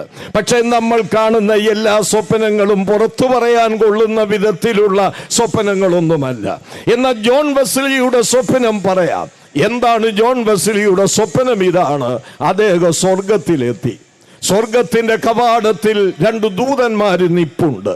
ദൂതന്മാര് ജോൺ വെസ്ലിയെ കണ്ടപ്പോൾ പറഞ്ഞു, കയറിയാട്ട്, നിന്റെ സീറ്റ് റെഡിയാണെന്ന് പറഞ്ഞു. അപ്പൊ ജോൺ വെസ്ലിക്ക് ഒരു സംശയം. ദൂതനോട് പറഞ്ഞു, ഒരു ചോദ്യം ചോദിച്ചോട്ടെ. അതെന്താ നിന്റെ ചോദ്യം? ഞങ്ങളുടെ സഭക്കാർ ഇതിനകത്ത് പോയിട്ടുണ്ടോ? ഞങ്ങളുടെ സഭ പോയിട്ടുണ്ടോ? അപ്പൊ ദൂതൻ ചോദിച്ചു, നിന്റെ സഭ ഏതാ? മെത്തേഡിസ്റ്റാ? ഇല്ല, മെത്തേഡിസ്റ്റ് സഭ ഇതിനകത്ത് പോയിട്ടില്ല. ഒരു കുട്ടി SLCക്കോ +2വിനോ തോറ്റു കഴിഞ്ഞാൽ പിന്നെ അറിയേണ്ടത് അടുത്തിരുന്ന് എഴുതിയവനും തോറ്റോന്നാണ് അറിയേണ്ടത് എന്ന് പറഞ്ഞതുപോലെ മെത്തേഡിസ്റ്റ് സഭ പോയില്ലെന്ന് കേട്ടപ്പോൾ ജോൺ വെസ്ലി ചോദിച്ചു, ബ്രദറൻ സഭ ഇതിനകത്ത് പോയോ? ആ ദൂതൻ പറഞ്ഞു, ഇല്ല, പോയിട്ടില്ല. അന്ന് പെന്തക്കോസ്ത് സഭ ഇല്ല കേട്ടോ, ഇത് 18-ാം നൂറ്റാണ്ടിലെ കാര്യമാ. എങ്കിലും ഞാൻ അതും കൂടെ അങ്ങ് ചേർക്കുക ഇതിൻ്റെ കൂടെ. പെന്തക്കോസ്ത് സഭ ഇതിനകത്ത് പോയിട്ടുണ്ടോ? ഇല്ല, പോയിട്ടില്ല. മർത്തോമയോ? ഇല്ല, പോയിട്ടില്ല. യാക്കോബയോ? ഇല്ല, പോയിട്ടില്ല. കത്തോലിക്കയോ? ഇല്ല, പോയിട്ടില്ല. എന്നാൽ ഇതൊന്നറിയണമല്ലോ എന്ന് കരുതി നരകത്തിന്റെ വാതുക്കലെത്തി. അവിടെ ഒരു മറുത നിപ്പുണ്ട്, ചെല്ലുന്നവരെയൊക്കെ അങ്ങോട്ട് തള്ളിയിടാൻ. മറുത പറഞ്ഞു, അല്ലയോ ജോൺ വെസ്ലി, നീ എന്തിനാ ഇവിടേക്ക് വന്നത്? നിന്റെ സ്ഥലം ഇവിടെ അല്ല, സ്വർഗത്തിലല്ലേ? അതെ, ഞാനൊരു സംശയം ചോദിക്കാൻ വന്നതാ. എന്താ നിന്റെ സംശയം? ഞങ്ങളുടെ സഭ ഇതിനകത്തുണ്ടോ? നരകത്തിലുണ്ടോ? ഏതാ നിന്റെ സഭ? മെത്തേഡിസ്റ്റ് ഉണ്ട്. കുറെ പേര് ഇപ്പോഴങ്ങോട്ട് കയറിപ്പോയത്. അപ്പോൾ ബ്രദറൻ സഭയോ? ഉണ്ട്. രക്ഷിക്കപ്പെടാതെ മുങ്ങി, കല്യാണത്തിന് വേണ്ടി മുങ്ങിയ ചിലതൊക്കെ ഇപ്പോൾ അങ്ങോട്ട് കയറിപ്പോയിട്ടുണ്ടെന്ന് പറഞ്ഞു. പെന്തക്കോസ്തോ? കുറെ ഇപ്പൊ പോയതേ ഉള്ളൂ. യാക്കോബയോ? ഒരു ഘോഷയാത്രയായി പോയിട്ടുണ്ട്. മർത്തോമയോ? കുറെ പേര് പോയിട്ടുണ്ട്. കത്തോലിക്കയോ? അയ്യോ, കൊടിയും പിടിച്ചാണ് പോയിരിക്കുന്നത്. അങ്ങനെ ഈ ചോദിച്ചവരൊക്കെ നരകത്തിൽ പോയി. വീണ്ടും ജോൺ വെസ്ലി എന്ത് ചെയ്തു? സ്വർഗത്തിന്റെ വാതുക്ക വന്നു. സ്വർഗത്തിന്റെ വാതുക്ക വന്നിട്ട് ദൂതനോട് ചോദിച്ചു, ദൂതനെ, ഞാൻ ഈ ചോദിച്ച സഭക്കൊന്നും ഇതിനകത്തില്ലേ? അപ്പോഴും ദൂതൻ പറഞ്ഞു, ഇല്ല ജോൺ വെസ്ലി, നീ ചോദിച്ച സഭക്കാരും ഇതിനകത്തില്ല. അപ്പൊ ജോൺ വെസ്ലി ചോദിച്ചു, അങ്ങനെയെങ്കിൽ ഇതിനകത്ത് കേൾക്കുന്ന പാട്ട് ആരുടേതാ? ഹല്ലേലൂയ ആരുടേതാ? സ്തോത്രം ആരുടേതാ? ആരാധനയുടെ ശബ്ദം ആരുടേതാ? അപ്പോൾ ഈ ദൂതൻ പറയുകയാണ്, ജോൺ വെസ്ലി, നീ കേൾക്കുന്ന ആരാധനയുടെ ശബ്ദം നീ ചോദിച്ച് ഒരു സഭക്കാരുടേതുമല്ല. കാൽവരിയിലെ ക്രൂശിൽ ദൈവപുത്രനായ യേശു ഒഴുക്കി തന്ന രക്തത്താൽ പാപത്തിന്റെ കറ കഴുകിക്കളഞ്ഞ് അങ്കി അലക്കി വെളുപ്പിച്ച ഒരു കൂട്ടം ദൈവമക്കളാണ് ഈ സ്വർഗത്തിലുള്ളത്. Praise the Lord, hallelujah. ഞാനേ സ്തോത്രം പറയിപ്പിക്കത്തില്ല. ലേലം വിളിക്കുന്നത് പോലെ 3 പറ 4 പറ അതൊന്നും ഞാൻ പറയത്തില്ല. ഉള്ളു കത്തുമ്പോൾ തന്നെ അങ്ങ് പറഞ്ഞോണം, അതല്ലേ ശരി? നമുക്കൊരു 3 ഹല്ലേലൂയ പറയാം. അന്നേരം പിന്നെ കൈ ഉയർത്തി അല്ലേലും വയ്യെന്നും പറഞ്ഞ് കാരണം എന്തിനാ അതിനൊക്കെ പോകുന്നത്? അതിനൊന്നും പോകണ്ട. നിങ്ങൾക്കിപ്പോൾ കത്തുമ്പോഴങ്ങ് പറഞ്ഞേക്കണം. അപ്പോൾ ദൈവസഭ ഏതാണെന്നൊരു പിടുത്തം കിട്ടിയല്ലോ. ഇനി കുറെ കൂടെ പിടിക്കാൻ ഞാൻ പറയാൻ പോവുകയാ. ഇന്ന് വന്നിരിക്കുന്ന ഈ വലിയ കൂട്ടത്തിനായി ദൈവത്തെ സ്തുതിക്കുന്നു. അപ്പോൾ ഈ സഭാംഗങ്ങൾ ആരൊക്കെയാ? 1, ഇവിടെ അപ്പോസ്തല പ്രവർത്തികൾ 2-ാം അധ്യായം 47-ാം വാക്യത്തിന്റെ ആദ്യത്തെ വാചകം, ഒടുവിലത്തെ വചനം ഞാൻ വായിച്ചുകൊണ്ടാണ് ആരംഭിച്ചത്. അവിടെ എന്താ എഴുതിയിരിക്കുന്നത്? ഒന്നിച്ചൊന്ന് പറയാൻ മനസ്സുണ്ടോ? നിങ്ങളും കൂടെ ചേർന്നാട്ട് എന്താ എഴുതിയത്? വായിച്ചത്, കർത്താവ് രക്ഷിക്കപ്പെടുന്നവരെ ദിനം പ്രതി സഭയോട് ചേർത്തുകൊണ്ടിരുന്നു. അപ്പൊ സഭാംഗങ്ങൾ ആരാ? കേട്ടോ, രക്ഷിക്കപ്പെട്ടവരാണ്. സഭാംഗങ്ങൾ രക്ഷിക്കപ്പെട്ടവരാണ്. കുറെ കൂടെ വ്യക്തമായി ഞാൻ പറയാം. നിങ്ങൾക്ക് ഇന്ന് എൻ്റെ പ്രസംഗം പിടിക്കുമെന്നേ നിങ്ങൾ പറയും, ഇയാളെ നമുക്ക് ഒന്നുകൂടെ വരുത്താം, ഞങ്ങൾ കാശൊക്കെ മുടക്കിക്കോളാം എന്ന് പറയും. അപ്പൊ ഞാൻ പറയാം, നിങ്ങൾ ഇത് പിടിച്ചുകൊള്ളണം. അപ്പോൾ രക്ഷിക്കപ്പെട്ടവരുടെ കൂട്ടമാണ് ദൈവസഭ. രക്ഷിക്കപ്പെടാത്ത ഒറ്റ പെന്തക്കോസ്തുകാരനും, രക്ഷിക്കപ്പെടാത്ത ഒറ്റ ബ്രദറുകാരനും, രക്ഷിക്കപ്പെടാത്ത ഒരു CSIക്കാരനും, രക്ഷിക്കപ്പെടാത്ത ഒരൊറ്റ മർത്തോമക്കാരനും, രക്ഷിക്കപ്പെടാത്ത ഒരു കാരനും അതിനകത്ത് കാണുകയില്ല, ദൈവസഭയ്ക്കകത്ത് കാണുകയില്ല. അതുകൊണ്ട് പ്രിയപ്പെട്ടവരെ, ദൈവസഭ എന്ന് പറയുന്നത് രക്ഷിക്കപ്പെട്ടവരുടെ കൂട്ടമാണ്. ഇനി അടുത്തത് എന്താ ഈ രക്ഷിക്കപ്പെടുക? ഈ രക്ഷിക്കപ്പെടുക എന്ന് പറഞ്ഞാൽ എന്താ? രക്ഷിക്കപ്പെടുക എന്ന് പറഞ്ഞാൽ എന്താണെന്ന് പൗലോസ് ലീഹ പറഞ്ഞിട്ടുണ്ട്. വചനത്തെ വചനം കൊണ്ട് തെളിയിക്കുക. ഇന്ന് രാത്രിയിൽ റോമാലേഖനം 10-ാം അധ്യായം 9-10 വാക്യങ്ങൾ അറിയാവുന്നവർ എൻ്റെ കൂടെ പറഞ്ഞ്, ഞാൻ കാണാതാ പറയുന്നത്. യേശുവിനെ കർത്താവെന്ന് വായികൊണ്ട് ഏറ്റുപറയുകയും ദൈവം അവനെ മരിച്ചവരുടെ ഇടയിൽ നിന്ന് ഉയർപ്പിച്ചുവെന്ന് ഹൃദയം കൊണ്ട് വിശ്വസിക്കുകയും ചെയ്ത നീ രക്ഷിക്കപ്പെടും. രക്ഷയ്ക്കായി വാഗൊണ്ട് ഏറ്റുപറയുകയും നീതിക്കായി ഹൃദയം കൊണ്ട് വിശ്വസിക്കുകയും ചെയ്യുക. അപ്പോൾ രക്ഷിക്കപ്പെടുന്നത് എങ്ങനെയാണ്? യേശുവിനെ കർത്താവെന്ന് ഏറ്റുപറഞ്ഞുകൊണ്ട് ദൈവം അവനെ മരിച്ചവരുടെ ഇടയിൽ നിന്ന് ഉയർപ്പിച്ചുവെന്ന് വിശ്വസിച്ചുകൊണ്ട് യേശുവിനെ രക്ഷകനും കർത്താവുമായി ഏറ്റുകൊള്ളുന്നതിനെയാണ് രക്ഷിക്കപ്പെടുക എന്ന് പറയുന്നത്. ഇനിയും ആരാണ് സഭാംഗങ്ങൾ എന്ന് പറയുന്നത്? 1 കൊരിന്ത്യർ 1-ാം അധ്യായം 2-ാമത്തെ വാക്യത്തിലേക്ക് വരാം. കേട്ടോളുക നിങ്ങൾ. അവിടെ ആരംഭിക്കുന്നത് എങ്ങനെയാണെന്നറിയാമോ? കൊരിന്ത്യയിലുള്ള ദൈവസഭ എന്നാണ് പറഞ്ഞ് ആരംഭിക്കുന്നത്. നിങ്ങൾ നോക്കിയോ? ഞാൻ പറയുന്നത് തെറ്റുണ്ടെങ്കിൽ കൈ ഉയർത്തിക്കോണം. അവിടെ ആരംഭിക്കുന്നത് എങ്ങനെയാ? കൊരിന്ത്യയിലുള്ള ദൈവസഭ എന്ന് പറഞ്ഞുകൊണ്ടാണ് ആരംഭിക്കുന്നത്. അപ്പോൾ ആ ദൈവസഭയുടെ അംഗങ്ങളെ കുറിച്ച് 2 കാര്യങ്ങൾ പൗലോസ് അവിടെ പറയുന്നു. എന്ത്? ഒന്ന്, ക്രിസ്തു യേശുവിൽ വിശുദ്ധീകരിക്കപ്പെട്ടവർ. സ്തോത്രം. ക്രിസ്തു യേശുവിൽ വിശുദ്ധീകരിക്കപ്പെട്ടവർ. അപ്പൊ ദൈവസഭയുടെ അംഗങ്ങൾ 2, ക്രിസ്തു യേശുവിൽ വിശുദ്ധീകരിക്കപ്പെട്ടവർ. എങ്ങനെ വിശുദ്ധീകരിക്കപ്പെട്ടു?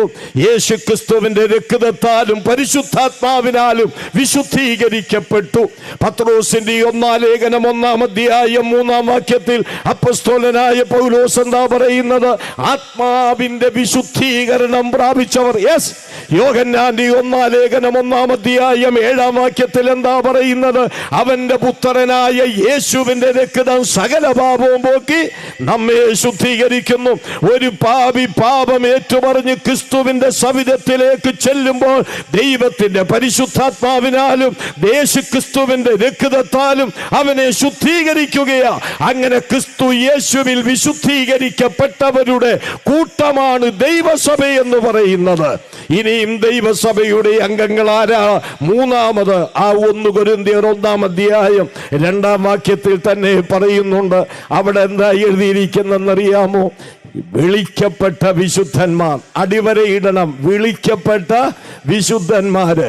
ഇതേ പ്രയോഗം തന്നെയുണ്ടല്ലോ റോമാലേഖനം 1-ാം അധ്യായം 3-ാം വാക്യത്തിൽ റോമിലുള്ള വിശുദ്ധന്മാരോട് പൗലോസ് പറയുന്നത് ഇങ്ങനെയാണ്: റോമയിൽ വിളിക്കപ്പെട്ട വിശുദ്ധന്മാര്. നോക്ക്, അപ്പൊ ദൈവസഭയുടെ അംഗങ്ങൾ ആരാണ്?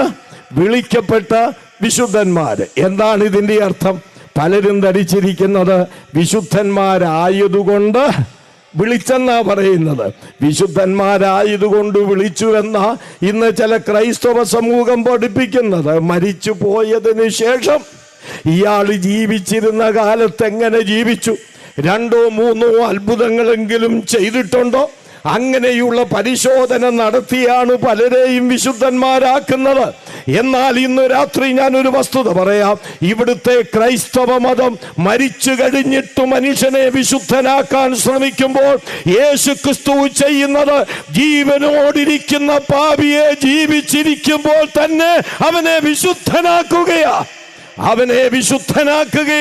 അവിടെ എന്താ എഴുതിയിരിക്കുന്നത്? വിളിക്കപ്പെട്ട വിശുദ്ധന്മാർ എന്ന് പറഞ്ഞാൽ ഒരു പാപിയെ വിളിക്കുമ്പോൾ ആ വിളിയാൽ അവൻ വിശുദ്ധനാകുകയാണ്. അതാണ് ആ വിളിയുടെ സവിശേഷത. എന്താണ് ആ വിളിയുടെ സവിശേഷത? 2 തിമോത്തിയോസ് 1-ാം അധ്യായം 9-ാമത്തെ വാക്യം. അവിടെ എന്താ രേഖപ്പെടുത്തിയിരിക്കുന്നത്? വിശുദ്ധ വിളി കൊണ്ട് നിങ്ങളെ വിളിക്കുകയും. അപ്പോൾ നമ്മെ വിളിച്ച വിളിയുടെ സവിശേഷത എന്ന് പറയുന്നത് വിശുദ്ധ വിളിയാണ്. അതുകൊണ്ട് ഇന്ന് രാത്രിയിൽ ഒന്ന് കേൾക്കണം. വിശുദ്ധനായ ദൈവം അവിടുത്തെ വിശുദ്ധ വിളി കൊണ്ട് അശുദ്ധനായ മനുഷ്യനെ വിളിച്ചു കഴിയുമ്പോൾ ആ ഒരൊറ്റ വിളിയാൽ അവൻ വിശുദ്ധനായി മാറുകയാ. അങ്ങനെ വിളിക്കപ്പെട്ട വിശുദ്ധന്മാരുടെ കൂട്ടമാണ് ദൈവത്തിന്റെ സഭ. ഞാനിപ്പോൾ എത്ര കാര്യം പറഞ്ഞു? അംഗങ്ങളെ കുറിച്ച് 3 കാര്യം പറഞ്ഞു. 1, രക്ഷിക്കപ്പെട്ടവരുടെ കൂട്ടം. 2ാമത് വിശുദ്ധീകരിക്കപ്പെട്ടവരുടെ കൂട്ടം. 3ാമത് വിളിക്കപ്പെട്ട വിശുദ്ധന്മാരുടെ കൂട്ടം. 4ാമത് ഒരു കാര്യം കൂടെ പറയാം. വെളിപ്പാട് പുസ്തകം 21-ാം അധ്യായം 27-ാം വാക്യം. ഇതാ പുതിയ യെരുശലേം പുതിയ ഭൂമിയിലേക്ക് ഇറങ്ങി വരികയാണ്. മണവാളന് വേണ്ടിയുള്ള മണവാട്ടിയെ പോലെ ഇറങ്ങി വരികയാണ്. ആ പുതിയ യെരുശലേമിലുള്ള ആളുകളെ കുറിച്ച് 21-ാം അധ്യായം 27-ാം വാക്യത്തിൽ പറയുന്നത് ഇങ്ങനെയാ, കേട്ടോണം. കുഞ്ഞാടിന്റെ ജീവപുസ്തകത്തിൽ പേരെഴുതിയിട്ടുള്ളവരല്ലാതെ അശുദ്ധമായതും മ്ലേച്ഛത പ്രവർത്തിക്കുന്നവരാരും അതിനകത്ത് കടക്കുകയില്ല. ഇതൊക്കെ വചനത്തിലെ കാര്യമാ. അപ്പോൾ ദൈവസഭയുടെ അംഗമാരാ. ദൈവസഭയ്ക്ക് ഒരുവൻ കടക്കുന്നത് എപ്പോഴാ? അവന്റെ പേര് ജീവപുസ്തകത്തില് എഴുതുമ്പോഴാണ്. ഇന്ന് രാത്രി അത് പറഞ്ഞ് ഞാൻ അങ്ങ് വിടട്ടെ. നിങ്ങളുടെയൊക്കെ പേര് പലയിടത്തും കണ്ടേക്കാം, ഇല്ലേ? ആധാറിലില്ലേ, ഐഡിയയിലില്ലേ, റേഷൻ കാർഡിലില്ലേ? അതിനകത്ത് പെണ്ണുങ്ങളുടെ പേരാ മുന്നേ. കാര്യം അവർക്കാ ഇപ്പൊ കാര്യം. അതിൻ്റെ കുറെ തൻ്റെ ഇടമുണ്ട്. റേഷൻ കാർഡ് അവരുടെ കൂട്ടത്തില്ല. അപ്പൊ റേഷൻ കാർഡിൽ പേരില്ലേ? എവിടെയാ പേരില്ലാത്തത്? എല്ലാ രേഖകളിലും പേരുണ്ട്. ഇന്ന് രാത്രിയിൽ ശാന്തമായ ഒരു ദൈവദാസൻ എന്ന നിലയിൽ ഞാനൊന്ന് ചോദിക്കട്ടെ, കുഞ്ഞാടിന്റെ ജീവപുസ്തകത്തിൽ പേരുണ്ടോ? കുഞ്ഞാടിന്റെ ജീവപുസ്തകത്തിൽ പേരുണ്ടോ? ഇല്ലെങ്കിൽ എന്താ അവസ്ഥയെന്നറിയാമോ? കേട്ടോളൂ. വെളിപ്പാട് പുസ്തകം 20-ാം അധ്യായം 15-ാം വാക്യം.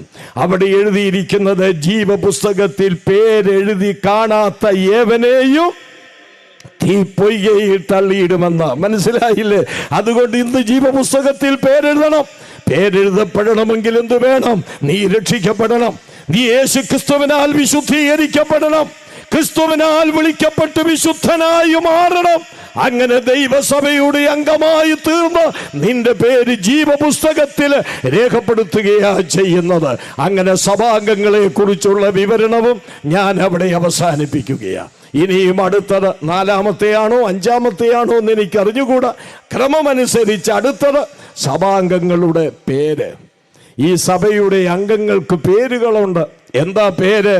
പേര് ഈ സഭയുടെ പേരല്ല, അംഗങ്ങളുടെ പേരാ ഞാൻ പറഞ്ഞത്. 1-മത്തെ പേരിനെ കുറിച്ച് പറഞ്ഞിരിക്കുന്നത് ക്രിസ്ത്യാനികൾ എന്നാണ്. കൊരിന്ത്യ ലേഖനത്തിൽ അപ്പോസ്തല പ്രവർത്തികൾ 1-ാം അധ്യായത്തിൽ നാം വായിക്കുന്നുണ്ട്, ക്രിസ്ത്യാനികൾ എന്നുള്ള പേര് അവർക്ക് എവിടുന്ന് കിട്ടി? അന്ത്യോക്യയിൽ വെച്ച് കിട്ടിയെന്നാണ്. അന്ത്യോക്യയിൽ വെച്ച്. അതുവരെ ശിഷ്യന്മാർ എന്നാണ് വിളിച്ചുകൊണ്ടിരുന്നത്. അതിനുശേഷം അന്ത്യോക്യയിൽ വെച്ച് ഇവർക്ക് ക്രിസ്ത്യാനികൾ എന്ന പേര് കിട്ടി. ക്രിസ്ത്യാനികൾ എന്ന് പേര് കിട്ടാൻ കാര്യമെന്താണെന്നറിയാമോ? അവരുടെ ജീവിതം കണ്ടിട്ടാ. ഇന്ന് എല്ലാവരും ആരാ? ക്രിസ്ത്യാനികളാ. ഇവിടെയുണ്ടോ എന്ന് എനിക്കറിഞ്ഞുകൂടാ. ഞങ്ങളുടെയൊക്കെ നാട്ടിൽ ഈ ചെറിയ ചായക്കടയിലെ പരിപ്പുവടയുണ്ട്, ബോണ്ടയുണ്ട്, മറ്റൊന്നുണ്ട്, നെയ്യപ്പമുണ്ട്. പേര് നെയ്യപ്പം എന്നാ. എനിക്ക് ഏറ്റവും ഇഷ്ടപ്പെട്ടത് ബോണ്ടയെ എന്ന് പറഞ്ഞ എല്ലാവരും കൂടെ ബോണ്ട വാങ്ങിച്ചു തരാൻ പോകരുത്, ബോണ്ടയാ. എന്നാൽ വേറെ ഒരു പലഹാരമായി ഈ നെയ്യപ്പം. നമ്മൾ കടയിൽ ചെന്നിട്ട് പറയും 2 നെയ്യപ്പം എടുത്തു. അപ്പോൾ ആ 2 നെയ്യപ്പം തരും. ആ 2 നെയ്യപ്പം തിന്നുമ്പോൾ നമുക്കറിയാം, നെയ്യപ്പത്തിൽ ഇല്ലെന്ന് മാത്രമല്ല, ചായക്കടയുടെ അടുപ്പ് മൂട്ടി പോലും ഈ നെയ്യില്ലെന്നുള്ളത് വാസ്തവം. അപ്പം നെയ്യില്ലാത്ത നെയ്യപ്പം. നിങ്ങൾക്കൊരു ബുദ്ധിമുട്ടും തോന്നരുത്. ഇത് ഒടുവിലത്തെ രാത്രിയാ, എൻ്റേതല്ല, യോഗത്തിൻ്റെ. അതുകൊണ്ട് ഇന്ന് രാത്രിയിൽ നിങ്ങൾ ഓർക്കേണ്ട ഒരു കാര്യം, ഈ നെയ്യില്ലാത്ത നെയ്യപ്പം പോലെയാണ് ഇപ്പോഴത്തെ ക്രിസ്ത്യാനികൾ. പേരൊക്കെയുണ്ട്, നല്ല പേരാണ്, ഇല്ലേ? അപ്പസ്തോലന്മാരുടെ പേരുകളുണ്ട്, യേശുവിൻ്റെ കൂടെ നടന്ന സ്ത്രീകളുടെ പേരുണ്ട്. എന്തൊക്കെ പേരുകളാ ഉള്ളത്! എന്നാൽ ഈ പേര് കൊണ്ടൊന്നും കുഞ്ഞെ കാര്യമായില്ല. ചെറുപ്പക്കാരോടൊക്കെ ഞാൻ പറയുക, നിങ്ങൾ ഇതിനകത്തൊക്കെ ഒരുപാട് ഉത്സാഹിച്ച് പരിശ്രമിച്ചെന്നൊക്കെ ദൈവദാസൻ ഇവിടെ പറഞ്ഞപ്പോൾ ഞാൻ ദൈവത്തെ സ്തുതിച്ച്, ഈ നാട്ടിൽ ഇങ്ങനെ സുവിശേഷത്തെ സ്നേഹിക്കുന്നവരുണ്ടല്ലോ. പക്ഷേ ഒരു കാര്യം ഞാൻ പറയാം, നെയ്യില്ലാത്ത നെയ്യപ്പമാകരുത്. ക്രിസ്ത്യാനി എന്ന് പറഞ്ഞാൽ എന്താണ് അർത്ഥം? ക്രിസ്തു ഉള്ളവനാണ് ക്രിസ്ത്യാനി. ഈ രാത്രി ഞാൻ ഓർപ്പിക്കട്ടെ, ഞാനും ഒരു ക്രൈസ്തവ സമുദായത്തിലാണ് ജനിച്ചു വളർത്തപ്പെട്ടത്. അതേത് സമുദായം എന്ന് പറയുന്നില്ല, കാരണം അവിടെ ഉണ്ടായിരുന്ന പലരും ഇവിടെ വന്നിട്ടുണ്ട്. ആ സഭയിലുള്ളവർ പലരും ഇവിടെ വന്നിട്ടുണ്ട്. അതുകൊണ്ട് ഞാൻ പറയുന്നില്ല. ആ സമുദായത്തിലാണ് ഞാൻ വളർന്നു വന്നത്. എന്നാൽ എൻ്റെ 19-ാമത്തെ വയസ്സുവരെയും നെയ്യില്ലാത്ത നെയ്യപ്പം പോലെ ക്രിസ്തുവില്ലാത്ത ക്രിസ്ത്യാനിയായിട്ട് ജീവിച്ചു വരവേ, കേൾക്കണം, ജീവിച്ചു വരവേ ഇതുപോലെ ക്രമീകരിക്കപ്പെട്ട്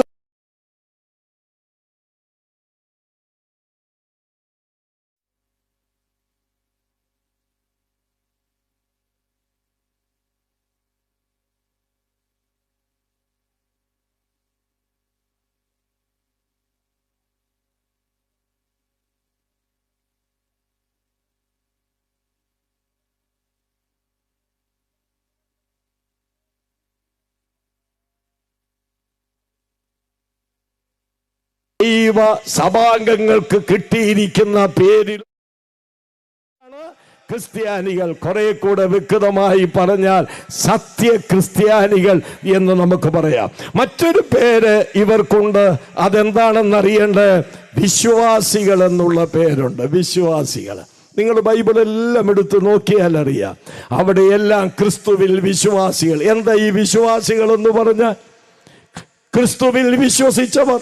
എന്താ ക്രിസ്തുവിൽ വിശ്വസിച്ചത്? കേൾക്കണം നിങ്ങൾ. യോഹന്നാന്റെ സുവിശേഷം 8-ാം അധ്യായം 24-ാം വാക്യത്തിൽ യേശു ക്രിസ്തു ഇങ്ങനെ യഹൂദന്മാരോട് പറഞ്ഞു, ഞാൻ അങ്ങനെയുള്ളവനെന്ന് നിങ്ങൾ വിശ്വസിക്കുന്നില്ലെങ്കിൽ നിങ്ങൾ നിങ്ങളുടെ പാപങ്ങളിൽ മരിക്കുമെന്ന് പറഞ്ഞു. അപ്പോൾ യേശു ക്രിസ്തു ആരെങ്കിലും ആകട്ടെ എന്ന് വിശ്വസിച്ചാൽ പോരാ. കഴിഞ്ഞ രാത്രി നിങ്ങളത് കേട്ടു. യേശു ഒരു മതപ്രവാചകനാണെന്ന് വിശ്വസിച്ചാൽ പോരാ. യേശു ഒരു നല്ല മനുഷ്യനാണെന്ന് വിശ്വസിച്ചാൽ പോരാ. യേശു ലോക ഗുരുവാന്ന് വിശ്വസിച്ചാൽ പോരാ. പിന്നെന്ത് വിശ്വസിക്കണം? യേശു ആരായിരിക്കുന്നുവോ അങ്ങനെ വിശ്വസിക്കണം. അങ്ങനെ വിശ്വസിക്കണം. യേശു ആരാണ്? അവിടുന്ന് ദൈവമാണ്. കേട്ടല്ലോ ഇന്നലെ രാത്രിയിൽ, അവിടുന്ന് ദൈവമാണ്. യേശു ആരാണ്? അവിടുന്നാണ് കുരിശിൽ മാനവജാതിയുടെ പാപങ്ങൾക്ക് വേണ്ടി മരിച്ചുയർത്തെഴുന്നേറ്റ ഏക രക്ഷിതാവ്. യേശു ആരാണ്? അവിടുന്ന് ഏക കർത്താവ്. യേശു ആരാണ്? ഏക മധ്യസ്ഥൻ. വിശ്വസിക്കേണ്ടത് അങ്ങനെയാ. ഞാൻ അങ്ങനെയുള്ളവനെന്ന് നിങ്ങൾ വിശ്വസിക്കുന്നില്ലെങ്കിൽ അപ്പോൾ വിശ്വസിക്കുന്നവരാണ് ആര്? വിശ്വാസികൾ. ഒരിക്കൽ ഒരു ദൈവദാസൻ പറഞ്ഞു, ഇന്ന് വിശ്വാസമില്ലാത്ത വിശ്വാസികൾ ആ സഭകളിൽ ധാരാളം ഉള്ളത്. നമ്മുടെ ചെറിയാൻ സാറ് പറഞ്ഞതാ ഒരിക്കൽ. അദ്ദേഹം പറഞ്ഞു, വിശ്വാസമില്ലാത്ത കുറെ വിശ്വാസികളെ കൊണ്ട് സഭ നിറഞ്ഞിരിക്കുകയാണെന്ന് പറഞ്ഞു. ശരിയാ കേട്ടോ.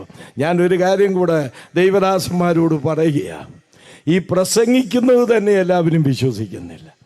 അങ്ങനെ വിശ്വസിച്ചിരുന്നെങ്കിൽ പ്രസംഗത്തോട് ചേർന്ന് ജീവിതം വളരെ സൂക്ഷിക്കുമായിരുന്നു. കുറവുകൾ വരികയില്ലെന്നല്ല ഞാൻ പറഞ്ഞത്, അതപ്പോഴപ്പോൾ പരിഹരിച്ച് ജീവിതവും വചനവും തമ്മിൽ ചേർത്ത് മുന്നോട്ട് പോകുമായിരുന്നു. മനസ്സിലായില്ലേ? പോട്ടെ. അതുകൊണ്ട് അവരെ വിളിച്ചിരിക്കുന്നത് വിശ്വാസികളെന്നാണ്. മറ്റൊരു പേര് വിളിച്ചിട്ടുണ്ട്, കേൾക്കണേ. പലതുണ്ട്, അതിൽ 3 പറയുന്നുള്ളൂ. മൂന്നാമത് സഹോദരന്മാർ. സഹോദരന്മാർ.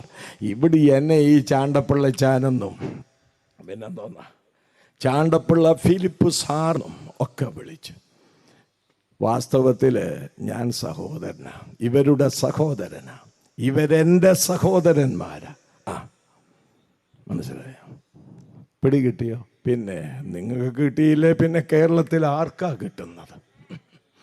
അപ്പോൾ ഒരു കാര്യം മനസ്സിലാക്കണം, സഹോദരന്മാർ. സഭാംഗങ്ങൾക്ക് നൽകിയിരിക്കുന്ന പേരാണ് സഹോദരന്മാർ.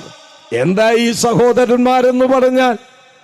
ഒരു ഉദരത്തിൽ നിന്ന്, ഒരേ ഉദരത്തിൽ നിന്ന് പുറപ്പെട്ടവരാണ് സഹോദരന്മാർ. കാൽവരിയിലെ ക്രൂശിൽ നൊന്തു പ്രസവിച്ച നമ്മുടെ അമ്മയാണ് കർത്താവായ യേശു. ആ ഉദരത്തിൽ നിന്ന് പുറപ്പെട്ടവരാണ് നമ്മള്. എൻ്റെ പ്രിയപ്പെട്ടവരൊക്കെ കേട്ടോ, ഇന്ന് ഉള്ള സമയം കൊണ്ട് പറഞ്ഞ് ഞാൻ അവസാനിപ്പിക്കുമെന്ന്. 100 മൈൽ സ്പീഡിലായി പോകുന്നത്. നിങ്ങൾ എന്നെ ഫോളോ ചെയ്യുന്നെന്ന് എനിക്കറിയാം. ഒരു കാര്യം മനസ്സിലാക്കണം, നമ്മുടെ കർത്താവായ യേശു മത്തായി സുവിശേഷം 23-ാം അധ്യായത്തിൽ ശിഷ്യന്മാരോട് പറഞ്ഞത്, നിങ്ങളുടെ മനസ്സിൽ നിങ്ങൾ കോറിയിട്ട് കൊള്ളണം. എന്താണ് അവിടുന്ന് പറഞ്ഞത്? 23-ാം അധ്യായത്തിൽ അവിടുന്ന് പറയുക, കേട്ടോണം, നിങ്ങൾ ഭൂമിയിൽ ആരെയും പിതാവെന്ന് വിളിക്കരുത്. ഒരുത്തനത്രേ നിങ്ങളുടെ പിതാവ്. ആര്? സ്വർഗസ്ഥൻ തന്നെ. അപ്പൊ പിന്നെ അപ്പനെ കയറി മത്തായി ചേട്ടാന്ന് വിളിക്കണോ? നിങ്ങൾ ഭൂമിയിൽ ആരെയും പിതാവെന്ന് വിളിക്കരുത്. ഇന്ന് വൈകുന്നേരം വീട്ടിലെത്തി അപ്പൻ്റെ പേര് മത്തായി എന്നാണെങ്കിൽ എടോ മത്തായി ചേട്ടാന്ന് വിളിക്കണമെന്നാണോ അതിൻ്റെ അർത്ഥം? അല്ല. നിനക്ക് ദീർഘായുസ്സുണ്ടാകാൻ പറഞ്ഞ്, നിനക്ക് നന്മയുണ്ടാകാൻ നിന്റെ അപ്പനെ അമ്മയെ എന്ത് ചെയ്യണം? അവിടെ അപ്പനെ വിളിക്കരുതെന്നല്ല പറഞ്ഞത്. പിന്നെന്താണ്? കേൾക്കണം. സഭയ്ക്ക്, കേൾക്കേ മക്കളെല്ലാം കേട്ടോണം, സഭയ്ക്ക് ആത്മീയമായി ഒറ്റ പിതാവേ ഉള്ളൂ. ഒറ്റ പിതാവേ ഉള്ളൂ. അത് പറഞ്ഞ് ഞാൻ വിടുക. ഒരുപാട് പേരെ കാണുന്നവരെ എല്ലാം പിതാവേ പിതാവേ എന്ന് വിളിക്കുന്ന സമ്പ്രദായം ഉണ്ടല്ലോ, അത് വേറെ വന്നതാ, വചനത്തിലില്ല. പിടികിട്ടുന്നവർക്കറിയാം. അവർക്ക് മനസ്സിലാകും.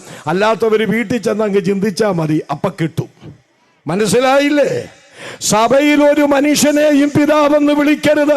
എന്റെ യേശു മത്തായി 23 വ്യക്തമായി പറയുക, ഭൂമിയിൽ ആരെയും പിതാവെന്ന് വിളിക്കരുത്. നിങ്ങൾക്കൊരൊറ്റ ആത്മീയ പിതാവേയുള്ളൂ, അത് വലിയവനായ ദൈവം. വീണ്ടും അവിടുന്ന് പറഞ്ഞത് എന്താണെന്നറിയാമോ? കേട്ടോ? എല്ലാം പറയാം. നിങ്ങൾ ഭൂമിയിൽ ആരെയും റബി എന്ന് വിളിക്കരുത്. കാണുന്നവരെ എല്ലാം ഗുരു ഗുരു ഗുരു ഗുരു ഗുരു. ഇപ്പൊ ഗുരുവാണോ കുരുവാണോ ഒന്നും അറിയാൻ വയ്യാത്ത മട്ടിലായിപ്പോയി. ഞാനൊരു വസ്തുത പറയാം ഇവിടെ നിന്നുകൊണ്ട്. എൻ്റെ കാലമൊക്കെ തീരാറായി.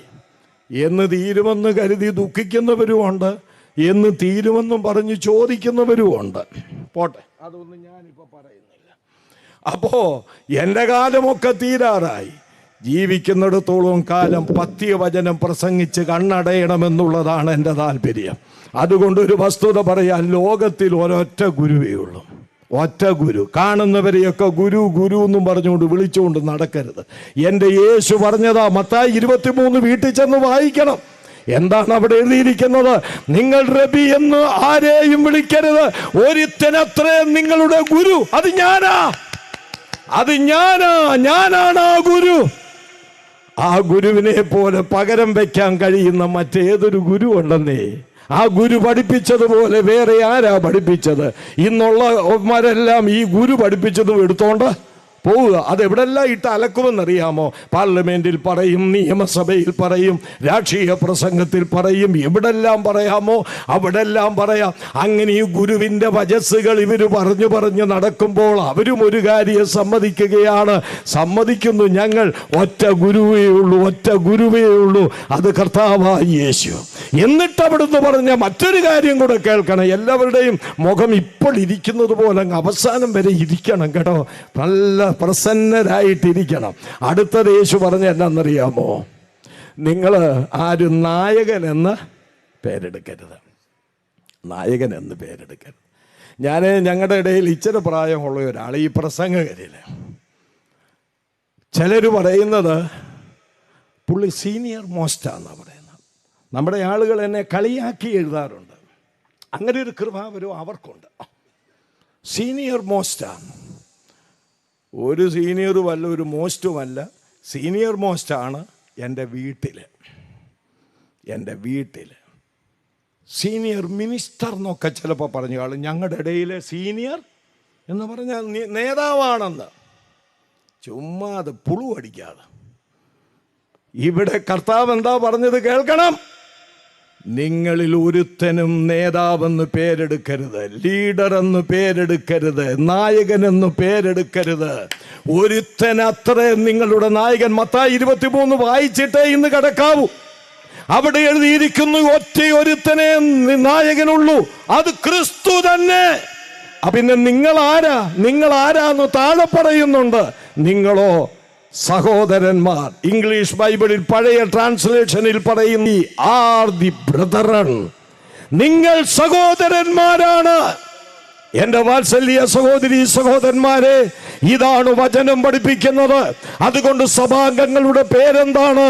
അവര് ശിഷ്യന്മാരാണ്, അവര് വിശ്വാസികളാണ്, അവര് ക്രിസ്ത്യാനികളാണ്, അവര് സഹോദരന്മാരാണ്. എനിക്ക് എന്നാ ഭാഗ്യമാണെന്നറിയാമോ? എന്തോ ഒരു സന്തോഷമാണെന്നറിയാമോ? ഓക്കെ, ഇനി അടുത്തത് നമ്മൾ ഇപ്പം ഇത്രയും കാര്യം മനസ്സിലായില്ലേ? പിന്നെ മനസ്സിലാകാതെ വെറുതെ ഓത്രം പറയുമോ? അടുത്തത് സഭയുടെ പേരുകൾ. സഭാംഗങ്ങളുടെ പേരാണ് ഇപ്പം ചിന്തിച്ചത്. സഭയുടെ പേരുകൾ എന്താ? സഭയുടെ പേരുകൾ ഞാൻ പറയട്ടെ. പല പേരുകൾ ഈ സഭയ്ക്ക് കൊടുത്തിട്ടുണ്ട്. അതിലൊന്ന് ദൈവത്തിൻ്റെ ആലയം. ദൈവത്തിൻ്റെ ആലയം എന്തിനു കൊടുത്തിരിക്കുക? സഭയ്ക്ക് കൊടുത്തിരിക്കുക. ദൈവത്തിൻ്റെ ആലയം, കെട്ടിടത്തിനല്ല. കേൾക്കണം. അയ്യോ, അടിവരയിട്ട് ചിന്തിച്ചോണേ, എന്നോട് ദേഷ്യപ്പെടരുത്. ബൈബിളായി പറയുന്നത്.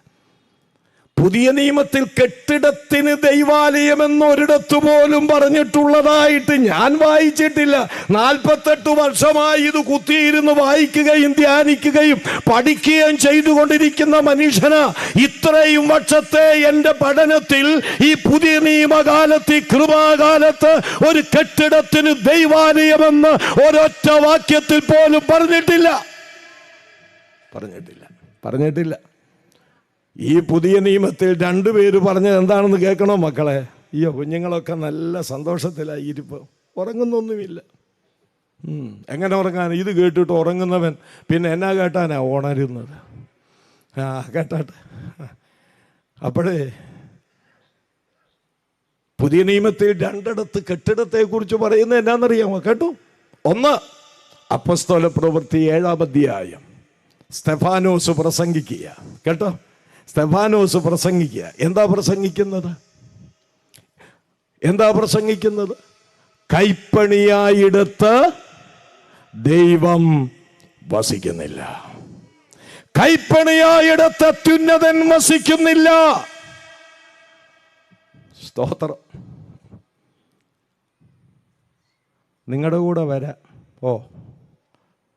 നമുക്ക് പള്ളിയുണ്ടോ? ഇല്ല. എന്നാ വരുന്നില്ല.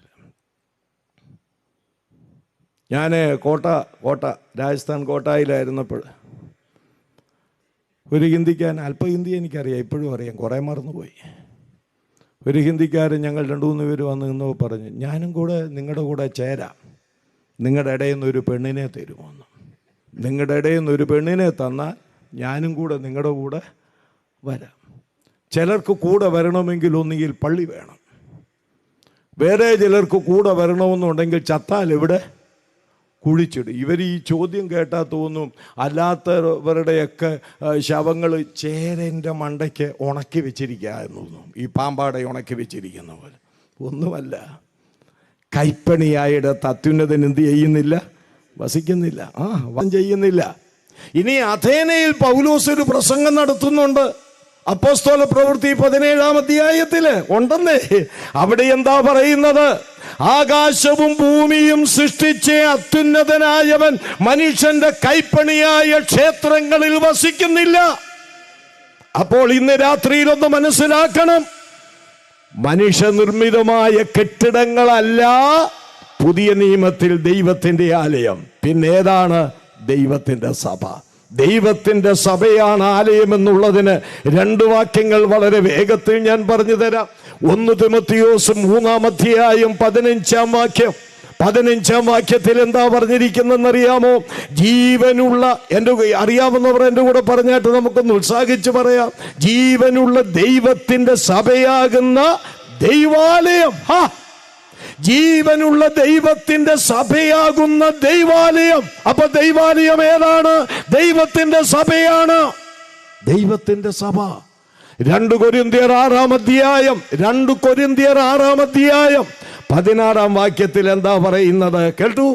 നിങ്ങൾ ജീവനുള്ള ദൈവത്തിന്റെ ആലയമല്ലയോ? അവിടെയും സഭയെ എന്താ വിളിച്ചിരിക്കുന്നത്? ആലയം. അപ്പോൾ രക്ഷിക്കപ്പെട്ട ഓരോ വ്യക്തികളും ദൈവത്തിന്റെ ആലയമായിരിക്കുന്നത് പോലെ തന്നെ രക്ഷിക്കപ്പെട്ടവരുടെ കൂട്ടമായ ദൈവത്തിന്റെ സഭയും ദൈവത്തിന്റെ ആലയമാണ്. ഞാൻ ദൈവത്തിന്റെ ആലയം, നിങ്ങൾ ഓരോരുത്തരും ദൈവത്തിന്റെ ആലയമാണ്. കൊടുത്തിരിക്കുന്ന പേര് ദൈവാലയം. 2ാമത് കൊടുത്തിരിക്കുന്ന പേരെന്താണെന്നറിയാമോ? ശരീരം.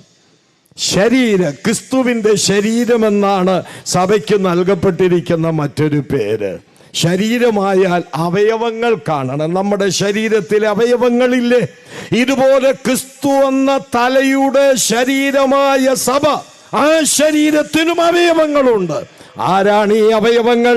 രക്ഷിക്കപ്പെട്ട ഓരോരുത്തരും അതിൻ്റെ അവയവങ്ങളാണ്. ഇന്ന് രാത്രിയിൽ ഇവിടെ ഇരിക്കുന്ന സ്ത്രീ പുരുഷന്മാരിൽ, യുവതി യുവാക്കളിൽ, ഈ വേദിയിൽ ഒക്കെ ഇരിക്കുന്നവരായി രക്ഷിക്കപ്പെട്ടവരായി നമുക്ക് പറയാൻ കഴിയും, യേശുക്രിസ്തുവിന്റെ ശരീരമെന്ന സഭയുടെ അവയവങ്ങളാണ് നമ്മൾ ഓരോരുത്തരും.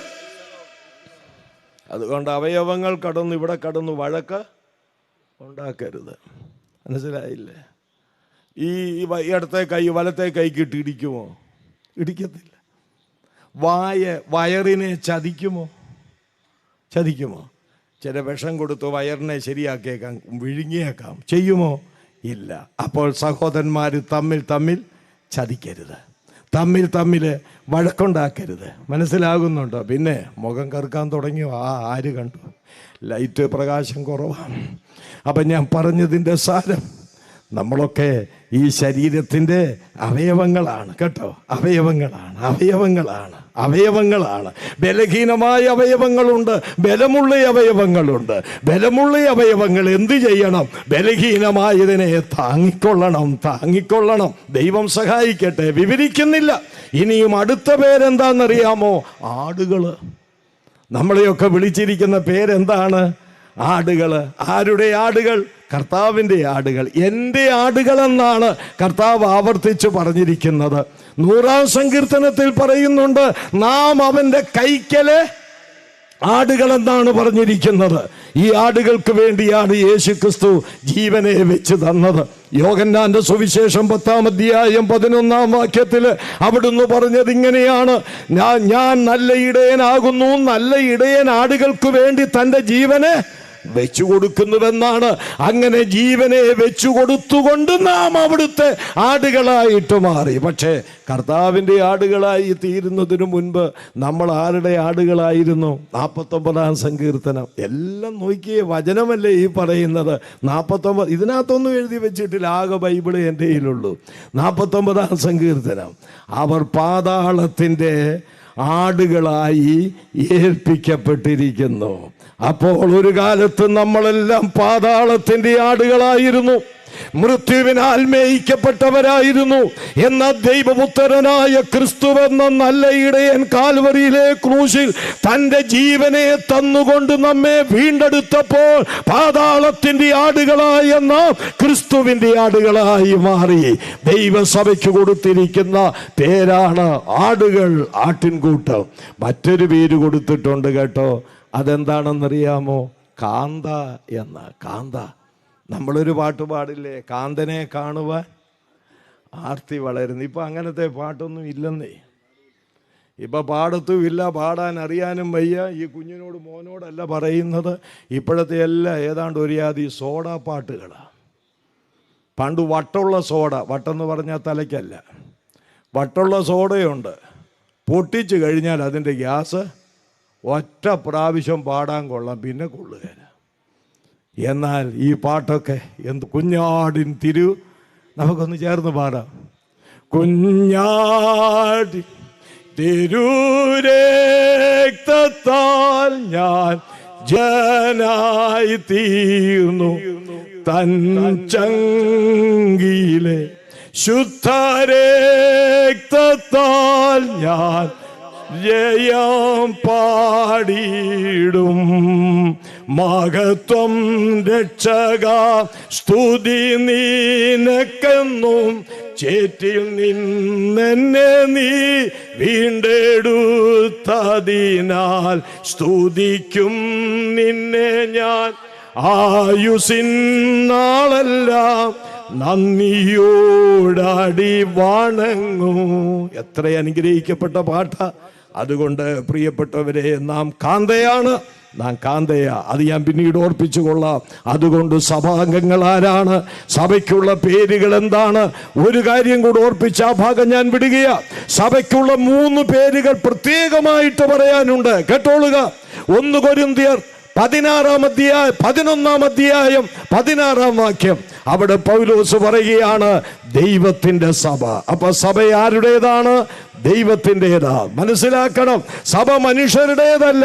ഇന്ന് മനുഷ്യരുടേത് കുറേ സഭകളുണ്ട്. ചിലരോട് ചോദിക്കും, നിങ്ങളിപ്പോൾ ചാണ്ടപ്പിള്ളയുടെ സഭയിലാണ്. ഞാൻ എൻ്റെ പേര് വേറൊരുത്തൻ്റെ പേര് പറഞ്ഞ് ആ കൂട്ടത്തിൽപ്പെട്ടവരിവിടെ ഉണ്ടെങ്കിൽ ഞാനെന്തിനാ വല്ലവരുടെയും പിണക്കം സമ്പാദിക്കുന്നത്? നിങ്ങളിപ്പോൾ ചാണ്ടപ്പിള്ളയുടെ സഭയിലാണ്, നിങ്ങളിപ്പോൾ നമ്മുടെ ദാസ ദേഹത്തിൻ്റെ സഭയിലാണോ? നിങ്ങളിപ്പോൾ ധർമ്മരാജൻ്റെ സഭയിലാണോ? ചിലരങ്ങനെ ചോദിക്കുക, നിങ്ങളിപ്പോൾ ആ സഭയിലാണോ? അയ്യോ, മനസ്സിലായില്ലേ? സഭ യഥാർത്ഥമാണെങ്കിൽ, സ്തോത്രം, സഭ വചനപ്രകാരമുള്ളതാണെങ്കിൽ ആ സഭയ്ക്ക് മനുഷ്യരാരും ഉടമസ്ഥത പറയാൻ കഴിയുകയില്ല. അത് ദൈവത്തിൻ്റെ സഭയാ, ദൈവത്തിൻ്റെ സഭയാ. ഇനി ഈ സഭയ്ക്ക് മറ്റൊരു കാര്യം, നമ്മൾ റോമാലേഖനം 16-ാം അധ്യായം 16-ാം വാക്യം വായിക്കണം. അവിടെ എന്താ പറയുന്നറിയാമോ? ക്രിസ്തുവിൻ്റെ സഭകളെന്ന. ഇത് നോക്ക്, ദൈവത്തിൻ്റെ സഭയാണ്, ക്രിസ്തുവിൻ്റെ സഭയാണ്. ക്രിസ്തുവിൻ്റെ സഭയെന്ന് പറയാൻ കാര്യം എന്താ? ഇതിന് വില കൊടുത്തതാരാ? ക്രിസ്തുവാണ്. കുരിശിൽ വില കൊടുത്തത് ക്രിസ്തുവാണ്. അതുകൊണ്ട് ഇത് ക്രിസ്തുവിൻ്റെ സഭ. മറ്റൊരു പേരും കൂടിയുണ്ട് കേട്ടോ. 1 കൊരിന്ത്യർ 14-ാം അധ്യായം അതിൻ്റെ 34-ാം വാക്യം. 1 കൊരിന്ത്യർ 14:34 എന്താ എഴുതിയിരിക്കുന്നറിയാമോ? വിശുദ്ധന്മാരുടെ സഭയാണ്, വിശുദ്ധന്മാരുടെ സഭ. സ്തോത്രം. അപ്പോൾ സഭയേതാ? ദൈവത്തിൻ്റെ സഭ. സഭയേതാ? ക്രിസ്തുവിൻ്റെ സഭ. സഭയേതാ? വിശുദ്ധന്മാരുടെ സഭ. സഭാതത്വശാസ്ത്രമായി പറയുന്നത് മൊത്തം സഭ സഭ സഭ, ലൈൻ വിട്ടൊന്നും പോകുന്നില്ല, ആ മാർക്കിലൂടെ തന്നെ പോകുക. വിശുദ്ധന്മാരുടെ സഭ. ഇനി നമുക്ക് അടുത്തതായി സഭയ്ക്കുള്ള 2 അനുഷ്ഠാനങ്ങൾ. പ്രസംഗം തീരാറായി. സഭയ്ക്കുള്ള 2 അനുഷ്ഠാനങ്ങൾ. ഇനി നിങ്ങൾ പറഞ്ഞ് എന്തൊക്കെ നമ്മളിപ്പോൾ ചിന്തിച്ചു? 1, ലോകത്തിലെ മനുഷ്യരെ സഭയോടുള്ള ബന്ധത്തിൽ എത്രയായി തിരിക്കാം? 3ആയി തിരിക്കാം. ഏതൊക്കെ? യഹൂദൻ, യവനൻ, ദൈവസഭ. ഇനി പുതിയ നിയമത്തെ സഭയോടുള്ള ബന്ധത്തിൽ എത്രയായി തിരിക്കാം? 4ആയി തിരിക്കാം. 1, സഭയുടെ അടിസ്ഥാനം പറഞ്ഞേ, സുവിശേഷങ്ങൾ. സഭയുടെ ഉത്ഭവവും വളർച്ചയും അപ്പസ്തോല പ്രവർത്തികൾ. സഭയുടെ പ്രമാണം, ലേഖനങ്ങൾ. സഭയുടെ ഭാവി, വെളിപ്പാട് പുസ്തകം. ഇനിയും അടുത്തത് സഭയുടെ ആരംഭം, പെന്തക്കോസ്ത് നാളിൽ. ഇനി സഭ അംഗങ്ങൾ അവരാരാണ്? 1, രക്ഷിക്കപ്പെട്ടവർ. 2, വിശുദ്ധീകരിക്കപ്പെട്ടവർ. 3, വിളിക്കപ്പെട്ട വിശുദ്ധന്മാർ. 4, ജീവപുസ്തകത്തിൽ പേരെഴുതപ്പെട്ടവർ. അടുത്തത് സഭാംഗങ്ങളുടെ പേര്: ക്രിസ്ത്യാനികൾ, ശിഷ്യന്മാർ, വിശ്വാസികൾ, സഹോദരന്മാർ. പോരെ, ഇതിൽ കൂടുതലൊക്കെ എങ്ങനെയാ പഠിപ്പിക്കുന്നത്? ഇത് ക്ലാസ് ആണെന്നല്ലേ പറഞ്ഞത്, പ്രസംഗമല്ലല്ലോ. അടിച്ചു കീറുകയല്ലേ പ്രസംഗം. അപ്പോ മനസ്സിലായില്ലേ? ഇത്രയും കാര്യങ്ങൾ പിടികിട്ടിയില്ലേ? ഇനിയും സഭയുടെ നാമങ്ങൾ എന്തൊക്കെയാണ്? സഭ ശരീരം, സഭ കാന്ത, സഭ ദൈവാലയം, സഭ ദൈവത്തിന്റെ സഭ, സഭ ക്രിസ്തുവിന്റെ സഭ, സഭ വിശുദ്ധന്മാരുടെ സഭ. ചിന്തിച്ചോണം ആ സഭയിലുണ്ടോ എന്നുള്ളത്, പിടികിട്ടിക്കോണം. മനസ്സിലായില്ലേ? ഇനിയും അടുത്തത് സഭയുടെ അനുഷ്ഠാനം. സഭയ്ക്ക് 2 അനുഷ്ഠാനങ്ങളെ തന്നിട്ടുള്ളൂ. 2 അനുഷ്ഠാനം. കേൾക്കണം. 1, എല്ലാവരും ഇരിക്കണേ, യോഗം കഴിഞ്ഞേ പോകാവൂ. അനുഷ്ഠാനം പറയാൻ പോവുക. അത് കേൾക്കുമ്പോൾ പ്രയാസം വരരുത്. എന്തിനാ പ്രയാസപ്പെടുന്ന? വചനമല്ലേ. അനുഷ്ഠാനം 1, സ്നാനം. അനുഷ്ഠാനം 2, കർത്തൃമേശ. യെസ്, സഭയുടെ 2 അനുഷ്ഠാനങ്ങൾ. 1, സ്നാനം. രക്ഷിക്കപ്പെട്ടവർ കേൾക്കണം. രക്ഷിക്കപ്പെട്ടവര്, വിശ്വസിച്ചവര്, വിശുദ്ധീകരിക്കപ്പെട്ടവര്, ജീവപുസ്തകത്തിൽ പേരെഴുതപ്പെട്ടവര്, യേശു ക്രിസ്തുവിന്റെ കൽപ്പന പ്രകാരം വെള്ളത്തിലിറങ്ങി പിതാവിന്റെയും പുത്രന്റെയും പരിശുദ്ധാത്മാവിന്റെയും നാമത്തിൽ സ്നാനപ്പെടണമെന്ന് ഞാനല്ല പറയുന്നത്, യേശു ക്രിസ്തു പറയുക. യേശു ക്രിസ്തു പറയുക. ഒരു കാര്യം നമ്മൾ സ്വീകരിക്കണമെങ്കിലേ 3 യോഗ്യതകൾ വേണം. എന്താണ് ആ 3 യോഗ്യത? 1, കർത്താവ് കൽപ്പിച്ചിരിക്കണം. 2, ശിഷ്യന്മാർ അതനുസരിച്ചിരിക്കണം. 3, ലേഖനങ്ങളിൽ അതിൻ്റെ പ്രമാണമുണ്ടായിരിക്കണം. എൻ്റെ വാത്സല്യ സഹോദരങ്ങളെ, സ്നാനത്തെ കുറിച്ച് കർത്താവ് കൽപ്പിച്ചിട്ടുണ്ട്. എവിടെ കൽപ്പിച്ചിട്ടുണ്ട്? മത്തായി സുവിശേഷം 28-ാം അധ്യായം 19-ഉം 20-ഉം വാക്യങ്ങൾ. എന്താണ് അവിടെ വായിക്കുന്നത്? 18-ാം വാക്യത്തിൽ പറയുക, സ്വർഗത്തിലും ഭൂമിയിലും സകല അധികാരവും എനിക്ക് നൽകപ്പെട്ടിരിക്കുന്നു. വഴിയെ പോയവൻ പറഞ്ഞതല്ല. നമ്മുടെ ഭാഷയിൽ വേറൊരു ഭാഷയുണ്ട്. വഴിയെ പോകുന്നവൻ പറയുന്നു, ഒന്നും നമ്മൾ കേൾക്കേണ്ട കാര്യം ഇല്ല. ഇതാരാ പറഞ്ഞത്? സ്വർഗത്തിലും ഭൂമിയിലും സകല അധികാരവും ലഭിച്ചവൻ. അയ്യോ, ദൈവത്തിന് സ്തോത്രം. ഫിലിപ്പ് ലേഖനത്തിൽ യേശുവിനെ കുറിച്ച് എന്താ പറയുന്നറിയാമോ? 2-ാം അധ്യായം 9 മുതലുള്ള വാക്യങ്ങളിൽ, സകല നാമത്തിനും മേലായ നാമം അവന് നൽകി, സ്വർലോകരുടെയും ഭൂലോകരുടെയും അധോലോകരുടെയും മുഴങ്കാലുകൾ അവന്റെ മുൻപാകെ മടങ്ങണം. യേശു കർത്താവെന്ന് പിതാവിന്റെ മഹത്വത്തിനായിട്ട് ഏറ്റുപറയണം. പിതാവായ ദൈവം അവനെ ഏറ്റവും ഉയർത്തി. അതുകൊണ്ട് വാത്സല്യ സഹോദരങ്ങളെ, അങ്ങനെ സകല അധികാരവും ലഭിച്ച കർത്താവ് പറയുകയാണ്, വിശ്വസിക്കുന്നവരെന്ത് ചെയ്യണം? ഒന്ന് പറഞ്ഞേ. പിതാവിൻ്റെയും പുത്രൻ്റെയും പരിശുദ്ധാത്മാവിൻ്റെയും നാമത്തിൽ എന്ത് ചെയ്യണം? സ്നാനപ്പെടണം. എവിടെ ഇറങ്ങി സ്നാനപ്പെടണം? പറയാം, വെള്ളത്തിൽ ഇറങ്ങി സ്നാനപ്പെടണം. വേറെ ഒന്നിൻ്റെ കീഴേ പോയിട്ട് കാര്യമില്ല, മനസ്സിലാകും. അങ്ങനെ എനിക്ക് പറയാൻ ഒക്കുള്ളൂ. ചിലതിൻ്റെ കീഴേ കൂടെ നടന്നാൽ സ്നാനമായി എന്നാൽ നടക്കാനില്ല. ആനയുടെ കീഴേ കൂടെ നടന്നാലും സ്നാനമാകുകയില്ല. സ്നാനപ്പെടണമെങ്കിൽ വെള്ളത്തിലിറങ്ങണം. ഷണ്ഡൻ പറഞ്ഞു, ഇതാ വെള്ളം. പറഞ്ഞേ, 8-ാം അധ്യായം അപ്പോസ്തല പ്രവൃത്തി, ഇതാ വെള്ളം. സ്നാനമേൽപ്പാന് ഞാൻ എന്ത് ചെയ്യണം? എന്തു വിരോധം? അപ്പോൾ ഫിലിപ്പോസ് എന്നാ പറഞ്ഞു? നീ പൂർണ്ണ ഹൃദയത്തോട് വിശ്വസിക്കുന്നെങ്കിൽ ആകാം. അവൻ പറഞ്ഞു, യേശു ദൈവപുത്രനെന്ന് ഞാൻ ഹൃദയപൂർവ്വം വിശ്വസിക്കുന്നു. അടുത്ത വചനം, അവർ ഇരുവരും എവിടെ ഇറങ്ങി? വെള്ളത്തിലിറങ്ങി. ഇരുവരും വെള്ളത്തിലിറങ്ങണമെങ്കിൽ സ്നാപകനും വെള്ളത്തിലിറങ്ങി, സ്നാനാർത്ഥിയും വെള്ളത്തിലിറങ്ങി. ഇനി എന്തുമാത്രം വെള്ളം വേണം? മുങ്ങാൻ വെള്ളം വേണം. യോഹന്നാന്റെ സുവിശേഷം 4-ാം അധ്യായം വീട്ടിൽ ചെന്ന് വായിക്കണം. ഐനോനിൽ സ്നാനം കഴിപ്പിച്ചുകൊണ്ടിരിക്കുകയാ യേശുവും ശിഷ്യന്മാരും. അവിടെ എഴുതിയിരിക്കുന്നത്, അവിടെ വളരെ വെള്ളമുണ്ടായിരുന്നു. സ്തോത്രം, വളരെ വെള്ളമുണ്ടായിരുന്നു. എന്റെ വാത്സല്യ സഹോദരങ്ങളെ, ഇനി ഈ യോഗം നാളെ നിങ്ങൾ വരണ്ട. ഈ സത്യം മനസ്സിലാക്കണം. ദൈവസഭയ്ക്ക് കൊടുത്തിരിക്കുന്ന 1-ാമത്തെ അനുഷ്ഠാനമാണ് യേശു ക്രിസ്തു കൽപ്പിച്ച പ്രകാരം വെള്ളത്തിലിറങ്ങി പിതാവിൻ്റെയും പുത്രന്റെയും പരിശുദ്ധാത്മാവിൻ്റെയും നാമത്തിൽ സ്നാനപ്പെടണം. അത് ഒരിക്കപ്പെട്ടാൽ മതി കേട്ടോ, ഒരിക്കപ്പെട്ടാൽ മതി. എനിക്കൊരു സുഹൃത്തുണ്ട്, എൻ്റെ ഒരു പഴയ സുഹൃത്ത് ഇവിടെ ഇരിപ്പുണ്ട്. ഞാൻ വണ്ടിയിൽ നിന്ന് ഇറങ്ങിയപ്പം വന്ന് എനിക്ക് കൈ തന്നു. എൻ്റെ സീനിയറാണ് പുള്ളി, പഠിച്ച നമ്മുടെ അച്ചോയി എന്നാ. ഞങ്ങൾ അച്ചോയി എന്നൊന്നും വിളിക്കുകയല്ല, എൻ്റെ സീനിയർ അല്ലേ, അച്ചോയി പാസ്റ്റർ എന്നാണ് വിളിക്കുന്നത്. അദ്ദേഹത്തിനറിയാം ഞാൻ പറയാൻ പോകുന്ന ആൾ, പേര് പറയത്തില്ല. അന്ന് നമ്മുടെ കൂടെയൊക്കെ ഉണ്ടായിരുന്ന ഒരു മകൻ, പെരുമ്പാവൂരിനടുത്താണെന്ന് വരെ പറയാം. അവിടം വരെ കൊണ്ട് ചെന്ന് ഞാൻ നിർത്താൻ നിങ്ങളെ. അങ്ങേര് ഈ ബാപ്റ്റിസ്റ്റിലായിരുന്നപ്പോൾ സ്നാനപ്പെട്ടേച്ച് പോയ ആളാണ്. നല്ലൊരു മനുഷ്യനാണ്, വേദപുസ്തകമൊക്കെ അറിയാം. കേൾക്കണേ, അങ്ങനെ സ്നാനപ്പെട്ടിട്ട് TPM-കാരുമായിട്ട് ഇയാൾ ബന്ധപ്പെട്ടു. അപ്പം TPM-കാർ പറഞ്ഞു, ഞങ്ങളുമായിട്ടുള്ള ബന്ധം വേണമെങ്കിൽ അഭിഷക്തരായ ഞങ്ങളുടെ കൈക്കീഴിൽ എന്ത് ചെയ്യണം? സ്നാനമേൽക്കണം. പുള്ളി എന്ത് ചെയ്തു? ആവേശം കൊണ്ടിട്ട് അവരുടെ കൈക്കീഴിലും പോയി എന്ത് ചെയ്തു? ബാപ്റ്റിസ്റ്റിൽ പോയി സ്നാനപ്പെട്ടു, TPM-ലും പോയി സ്നാനപ്പെട്ടു. അപ്പോൾ ആരാണ്ട് ചോദിച്ചു, സഹോദര, സ്നാനം ഒന്നല്ലേ ഉള്ളൂ, ഒരു പ്രാവശ്യമല്ലേ ഉള്ളൂ, ഈ 2 പ്രാവശ്യം എന്തിനാ സ്നാനപ്പെട്ടത്?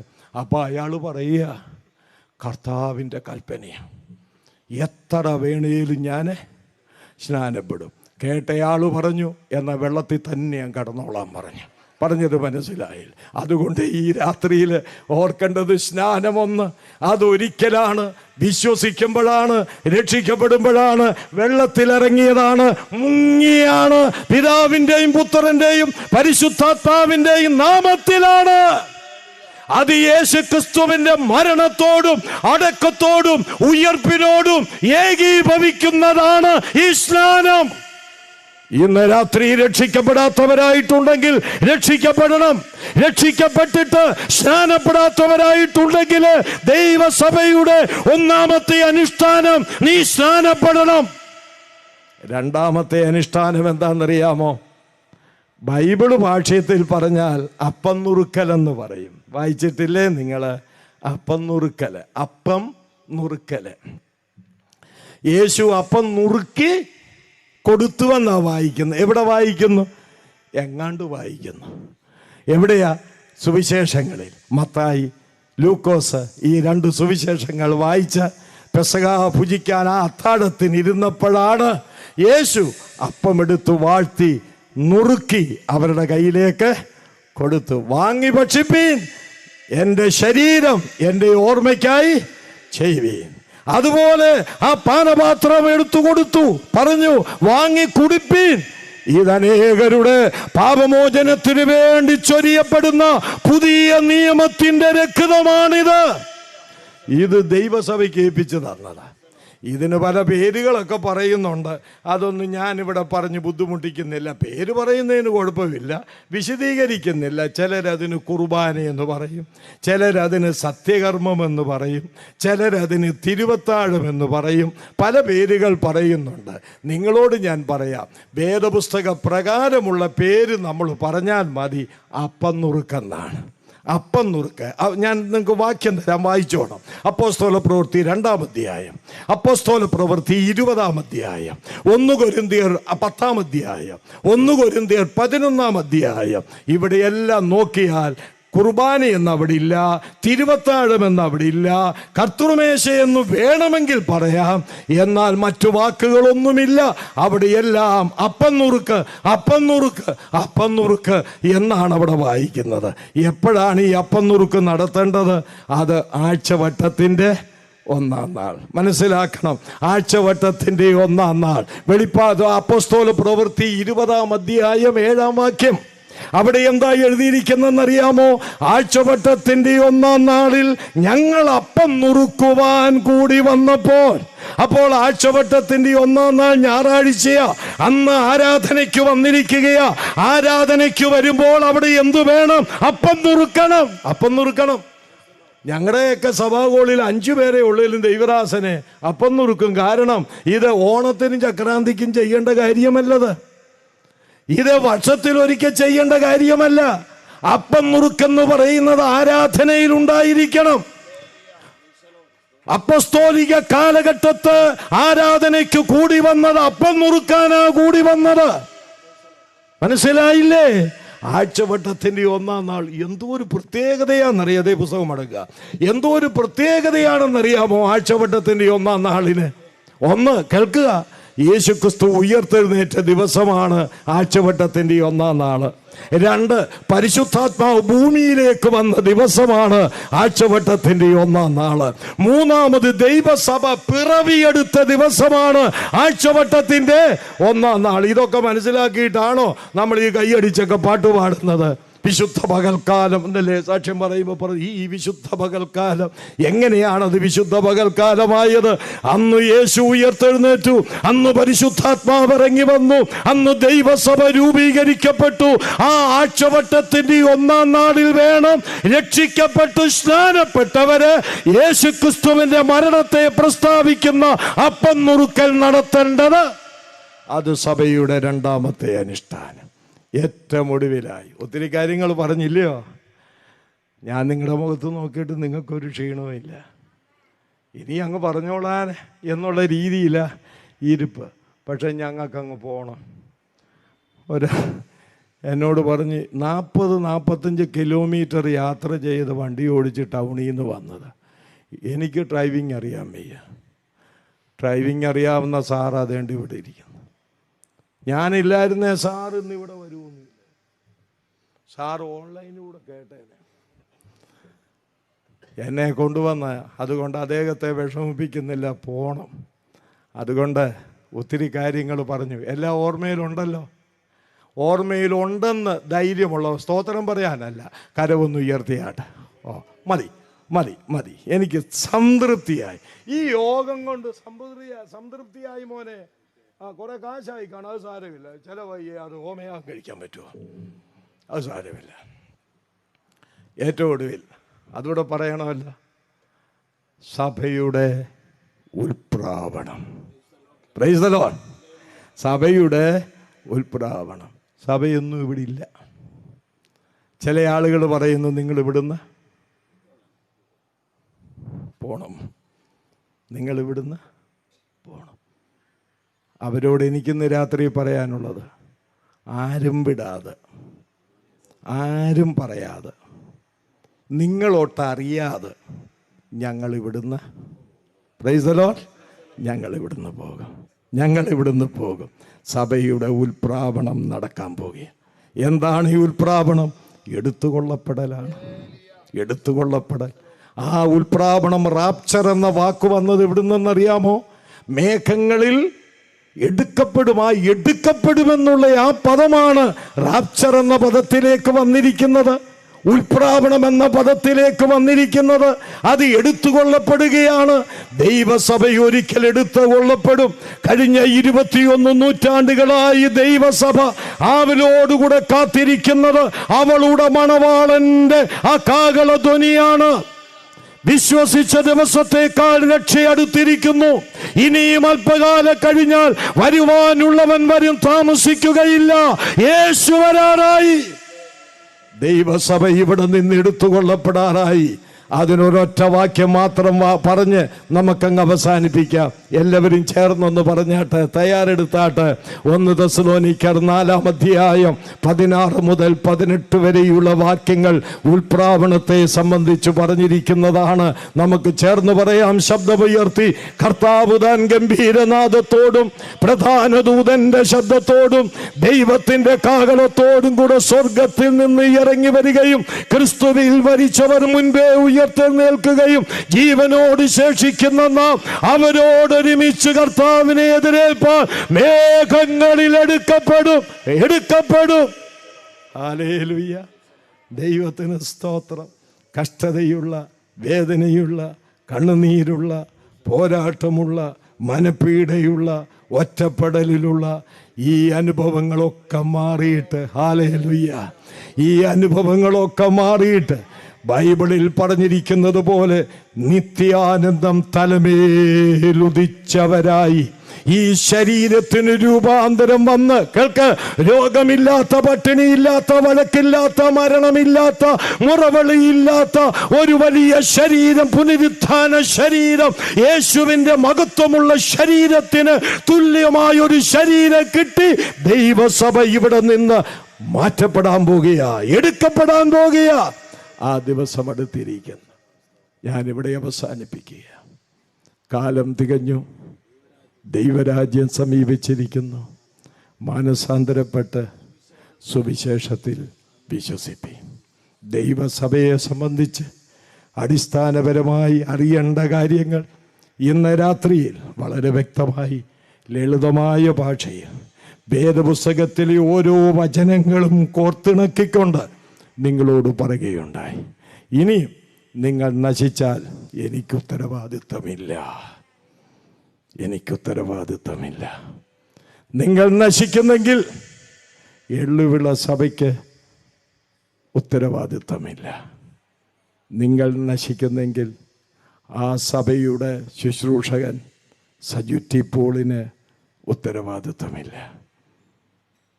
ഇവിടെയുള്ള ദൈവസഭകൾക്ക് ഉത്തരവാദിത്തമില്ല.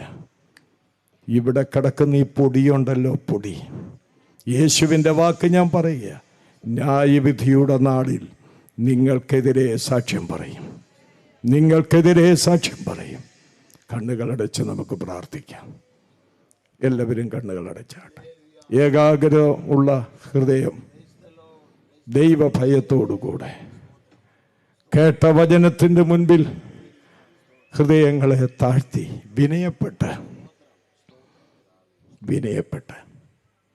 ഇന്ന് രാത്രിയിൽ കേൾപ്പിച്ച വചനത്തിനായി ദൈവത്തിന് സ്തോത്രം ചെയ്തുകൊണ്ട് നമുക്ക് ദൈവസന്നിധിയിൽ ചില മിനിറ്റുകൾ ഒന്നിരിക്കാം. പാപത്തെക്കുറിച്ച്, രക്ഷയെക്കുറിച്ച്, ക്രിസ്തുവിൻ്റെ മഹത്വത്തെക്കുറിച്ച്, ഇന്ന് ദൈവസഭയുടെ മഹത്വത്തെക്കുറിച്ച് ദൈവത്തിൻ്റെ ആത്മാവ് വളരെ ശക്തമായി കേൾപ്പിച്ചിട്ടുണ്ട്. ഉത്തരവാദിത്വം ഇവിടെ നിവർത്തിച്ചു കഴിഞ്ഞിരിക്കും. ഇതിൻ്റെ പിൻപിൽ വന്നിട്ടുള്ള അധ്വാനം വളരെ വലുതാ, നിങ്ങൾക്കറിയാം. ഈ അധ്വാനം ചെലവഴിച്ച്, ഇതിൻ്റെ പിൻപിൽ പണം ചെലവഴിച്ച് ദൈവദാസന്മാര് വന്ന് ശക്തിയോട് ഈ വചനം പ്രസംഗിച്ചപ്പോൾ ഒരു കാര്യം ഓർക്കണം. എന്താണ്? ഇവിടെയുള്ള ഒരൊറ്റ വീട്ടിലെ ഒറ്റ വ്യക്തി പോലും ക്രിസ്തുവില്ലാതെ നശിക്കരുത്.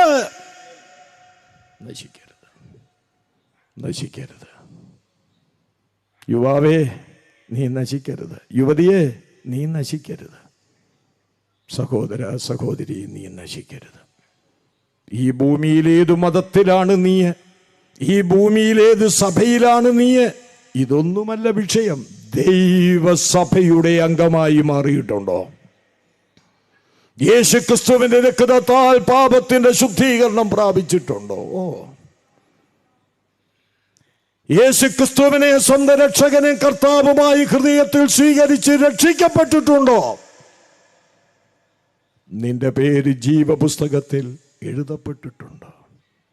ഇല്ല എന്ന് ഇന്ന് രാത്രി നിന്റെ ഹൃദയം നിന്നോട് സംസാരിക്കുന്നെങ്കിൽ ആയിരിക്കുന്ന സ്ഥാനത്ത് നിന്റെ വലത് കൈ ആ ഹൃദയഭാഗത്തേക്ക്, ആ നെഞ്ചത്തേക്ക് വെച്ചുകൊണ്ട് പറ അപ്പനോട്, അപ്പാ എനിക്ക് രക്ഷിക്കപ്പെടണം. അപ്പാ എൻ്റെ പാപങ്ങൾക്ക് മോചനം തരണം. ഞാൻ ഇന്ന് രാത്രിയിൽ അങ്ങയെ എൻ്റെ രക്ഷകനും കർത്താവുമായി ഹൃദയത്തിലേക്ക് സ്വീകരിക്കുന്നു. അപ്പാ ഞാൻ സ്വീകരിക്കുന്നു. അവിടുത്തെ മകളാക്കി എന്നെ തീർക്കണം. അവിടുത്തെ മകനാക്കി എന്നെ മാറ്റണം. എൻ്റെ സൃഷ്ടായുസ് ഞാൻ അങ്ങയ്ക്ക് വേണ്ടി ജീവിക്കും. ഞാൻ അങ്ങയുടെ കൽപ്പനയനുസരിച്ച് സ്നാനപ്പെടും. ഞാൻ അങ്ങയുടെ കൽപ്പനയനുസരിച്ച് അങ്ങയുടെ മരണത്തെ പ്രസ്താവിക്കുന്ന അപ്പം നുറുക്കലിൽ അനുഭവിച്ചുകൊണ്ട് ദൈവത്തെ ആരാധിക്കും.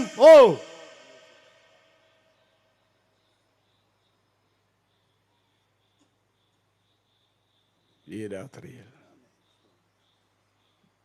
ദൈവാത്മാവ് നിങ്ങളെ സ്പർശിക്കട്ടെ, സ്പർശിക്കട്ടെ, സ്പർശിക്കട്ടെ. നശിക്കരുത്, നശിക്കരുത്.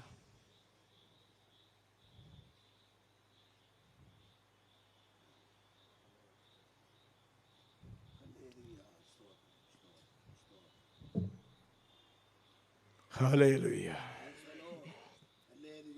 നശിക്കരുത്, നശിക്കരുത്.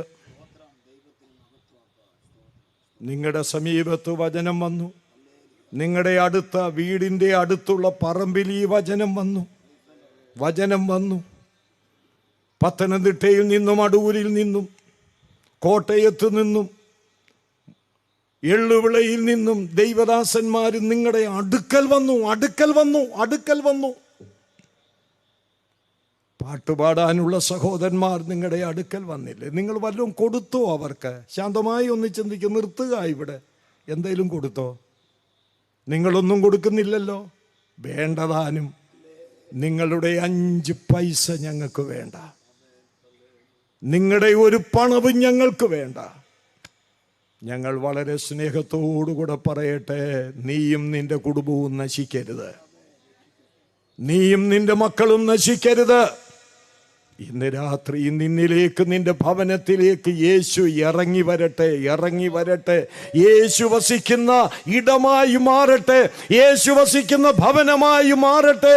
കർത്താവിന്റെ കാഹളം ധ്വനിക്കുമ്പോൾ നീ കൈവിടപ്പെട്ടു പോകാൻ ഇടവരാതിരിക്കട്ടെ. കണ്ണുകളടച്ച് പ്രാർത്ഥിക്കുമ്പോൾ അങ്ങോട്ടും ഇങ്ങോട്ടും ഒന്നും നോക്കണ്ട. ഈ രാത്രിയിൽ ഞാൻ എൻ്റെ യേശുവിനെ എൻ്റെ ഹൃദയത്തിൽ അംഗീകരിച്ച് രക്ഷിക്കപ്പെടുവാൻ ആഗ്രഹിക്കുന്നു എന്ന് ആഗ്രഹമുള്ളവർ കരമുയർത്താൻ ഞാൻ പറയുന്നില്ല. ആ സ്ഥാനത്ത് നിങ്ങൾക്ക് എഴുന്നേറ്റ് നിൽക്കാം. അവിടെയാണ് ഒരുവന്റെ ആവശ്യം, ഒരുവളുടെ ആവശ്യം അറിയുന്നത്. ആരെങ്കിലുമുണ്ടോ? ഈ രാത്രി കേട്ട വചനത്തിൻ്റെ മുൻപിൽ ഞാൻ എൻ്റെ കർത്താവിന് വേണ്ടി എൻ്റെ ജീവിതത്തെ സമർപ്പിക്കുന്നുവെന്ന് ഉറച്ച തീരുമാനമെടുത്തിട്ടുള്ളവരുണ്ടെങ്കിൽ കരമുയർത്താൻ എളുപ്പമാ. നിങ്ങൾക്കവിടെ എഴുന്നേറ്റ് നിൽക്കാം, എഴുന്നേറ്റ് നിൽക്കാം. പീലാത്തോസിന്റെ മുൻപിൽ നിങ്ങൾക്ക് വേണ്ടി നിന്ന യേശുവിന് വേണ്ടി ഇന്ന് രാത്രി ഈ ധൈര്യത്തോടെ ആർക്ക് എഴുന്നേറ്റ് നിൽക്കാൻ കഴിയും? ഇല്ല. എനിക്കറിയാം. കൈ ഉയർത്താൻ പറഞ്ഞിരുന്നെങ്കിൽ എനിക്കറിയാം ഇപ്പോൾ കൈ ഉയർത്തിയേനെ. അത് ഞാൻ ആഗ്രഹിക്കുന്നില്ല, എൻ്റെ അപ്പനും ആഗ്രഹിക്കുന്നില്ല. ധൈര്യത്തോടെ എഴുന്നേറ്റ് നിൽക്കാൻ നിങ്ങൾക്ക് പറ്റുമോ? സ്തോത്രം, സ്തോത്രം. ഇരുന്നാട്ട് ബ്രദറെ, ഇരുന്നാട്ട്. ആരെങ്കിലും പ്രാർത്ഥിച്ച് അവസാനിപ്പിക്കാൻ പോകുക? ആരെങ്കിലും? ദൈവം സഹായിക്കട്ടെ. കർത്താവിൻ്റെ നാമം വാഴ്ത്തപ്പെടുമാറാകട്ടെ.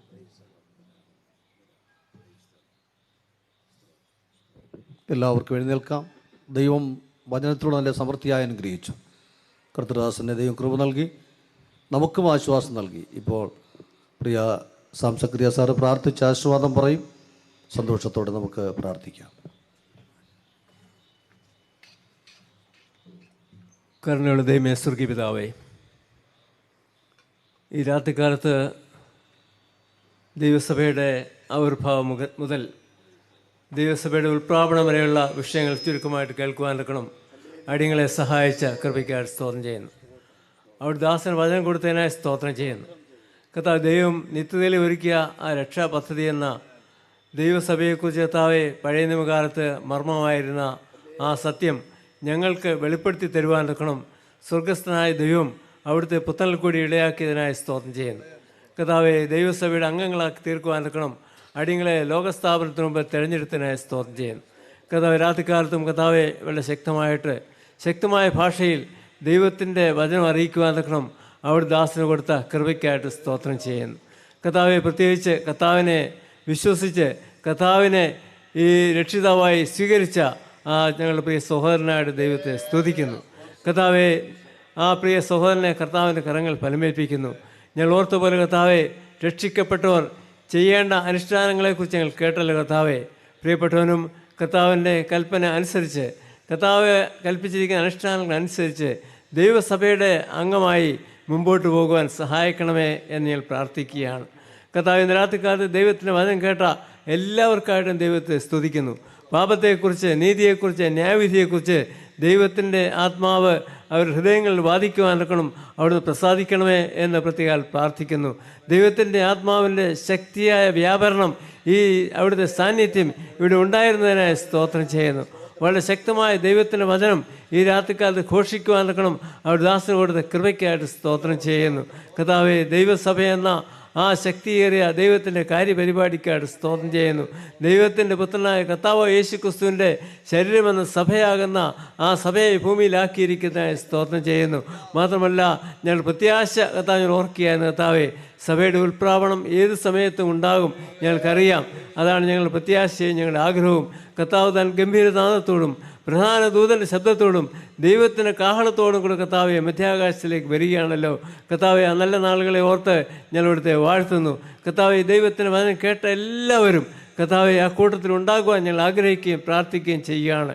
ഞങ്ങൾ ഓർത്തുപോലെ കർത്താവെ, അവിടെ ദാസനിൽ കൂടി കേൾപ്പിച്ച ദൈവത്തിൻ്റെ വചനം എല്ലാവരുടെ ഹൃദയങ്ങളിലേക്ക് ആഴ്ന്നിറങ്ങുവാൻ നിൽക്കണം. ദൈവത്തിൻ്റെ കാര്യപരിപാടി വ്യക്തമായിട്ട് അവർക്ക് മനസ്സിലാകുവാൻ നിൽക്കണം. സഹായിക്കണമേ എന്ന് പ്രാർത്ഥിക്കുന്നു. കഴിഞ്ഞ 4 രാത്രികാലത്ത് കർത്താവെ, ഈ ദേശത്തോട് ദൈവത്തിൻ്റെ വചനം വീണ്ടും അറിയിക്കുവാൻ നിൽക്കണം. ദൈവത്തിൻ്റെ ആത്മാവ് കരുണ കാണിച്ചതിനായി സ്തോത്രം ചെയ്യുന്നു. നിലമാമൂടിനെ ദൈവം സ്നേഹിക്കുന്നതിനായിട്ട് സ്തോത്രം ചെയ്യുന്നു. അതുകൊണ്ടാണ് കർത്താവ് വീണ്ടും സുവിശേഷം ഇവിടെ പ്രസംഗിക്കുവാൻ ഇടയായി തീർന്നത്. അതോർത്ത് സ്തോത്രം ചെയ്യുന്നു. ദാസന്മാർക്ക് പ്രസംഗിക്കുവാൻ കൃപ കൊടുത്തു, പാടുവാൻ കൃപ കൊടുത്തു. എല്ലാറ്റിനായിട്ടും ഞാൻ ദൈവത്തോട് നന്ദി പറയുന്നു, അവിടുത്തെ വാഴ്ത്തുന്നു. ഇവിടെയുള്ള ദൈവസഭയ്ക്ക് ഈ മീറ്റിംഗ് ക്രമീകരിക്കുവാൻ ദൈവം കൃപ കൊടുത്തു. അതിനായിട്ട് സ്തോത്രം ചെയ്യുന്നു. കർത്താവേ, ഇത്രത്തോളം സഹായിച്ച ദൈവത്തെ ഞാൻ വാഴ്ത്തുകയും സ്തുതിക്കുകയും ചെയ്യുന്നു. ഞങ്ങൾ കർത്താവ് ഇപ്പോൾ സമാധാനത്തോടെ ഭവനങ്ങളിലേക്ക് മടക്കി അയക്കണമേ. ഭവനങ്ങളിൽ എത്തുമ്പോൾ അവിടെ സൂക്ഷിക്കുകയും അവിടെ നടത്തുകയും അവിടെ നാമഹത്വപ്രദം ചെയ്യണമെന്ന് പ്രത്യേകം പ്രാർത്ഥിക്കുന്നു. എല്ലാ നന്മകൾക്കാണ് സ്തോത്രം. പ്രാർത്ഥനകട്ടോ സ്തോത്രം. യേശു ക്രിസ്തുവിൻ്റെ വിലയേറിയ നാമത്തിൽ തന്നെ, ആമേൻ. ആശീർവാദം നമ്മുടെ കർത്താവ് യേശു ക്രിസ്തുവിൻ്റെ കൃപയും പിതാവായ ദൈവത്തിൻ്റെ സ്നേഹവും ആശ്വസിപ്പിക്കുന്ന പരിശുദ്ധാത്മാവിൻ്റെ കൂട്ടായ്മയെക്കാവലും നാം ഏവരും കൂടെ ലോകമെമ്പാടുള്ള വിശുദ്ധന്മാരോട് ഇന്ന് ദൈവത്തിൻ്റെ വചനം കേട്ട എല്ലാവരും കൂടെ ഇപ്പോഴും എപ്പോഴും ഉണ്ടായിരിക്കുമാറാകട്ടെ, ആമേൻ. നമ്മുടെ കർത്താവ് യേശു ക്രിസ്തു മൂലം ജയം തരുന്ന നമ്മുടെ ദൈവത്തിന് സ്തോത്രം. ഹല്ലേലൂയ, ഹല്ലേലൂയ, ഹല്ലേലൂയ, ആമേൻ.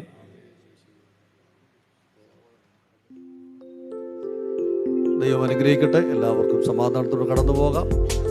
കൂടുതലായിട്ട് പ്രിയ സജു ട്രിപ്പോളുമായി ബന്ധപ്പെടാൻ താല്പര്യമുള്ളവർ വരും ദിവസം ബന്ധപ്പെടണമെന്ന് ഓർപ്പിക്കും.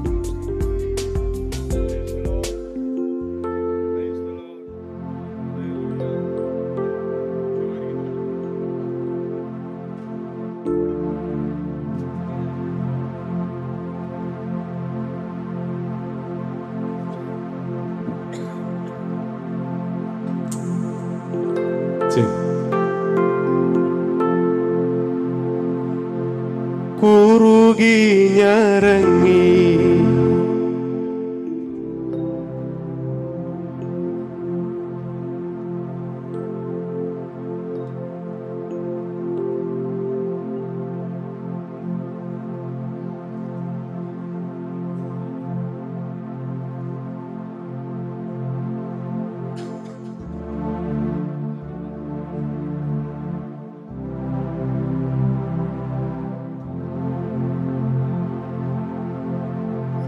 കുറുകി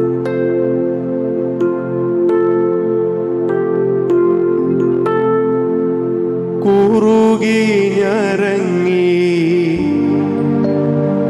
കാത്തിരിക്കും കുറുപ്രാവേ നിൻ ഇണവരായി.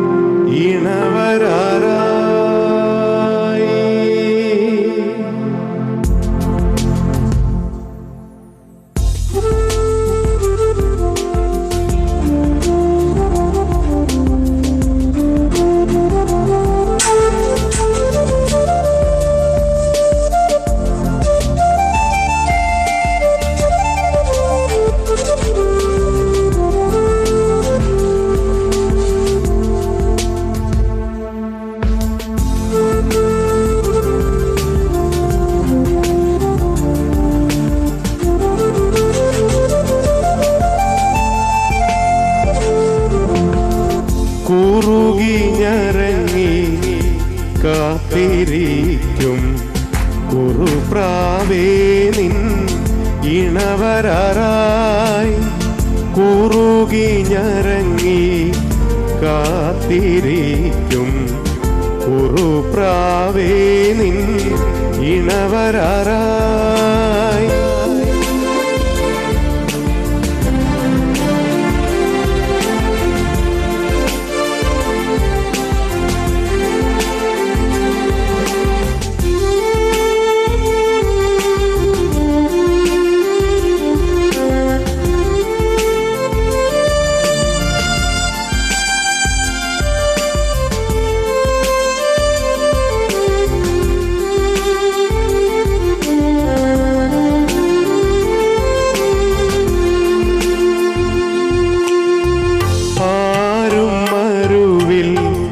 ഒരു തുണയില്ലെന്ന് ഒരുവും നീ നിനയരുതേ.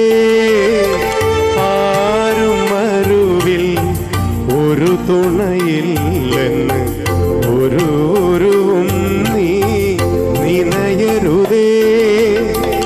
ഒരുക്കാൻ പോയി വരുമെന്നുരച്ചോൻ കരുതിയതെല്ലാം നിനക്കല്ലയോ. ഒരുക്കാൻ പോയി വരുമെന്നുരച്ചോൻ കരുതിയതെല്ലാം നിനക്കല്ലയോ. കുറുകി ഞരങ്ങി കാത്തിരിക്കും കുറുപ്രാവേ നിൻ ഇണവരായി.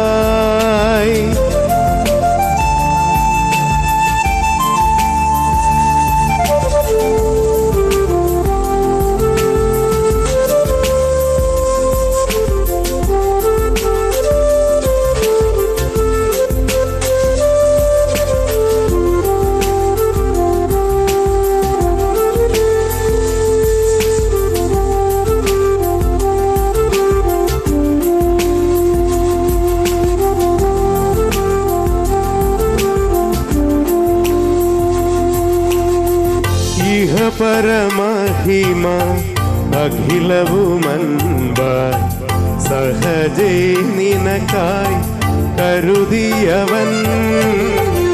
ഇഹ പരമഹിമ അഖിലവുമൻപായി സഹജേ നിനക്കായി കരുതിയവൻ.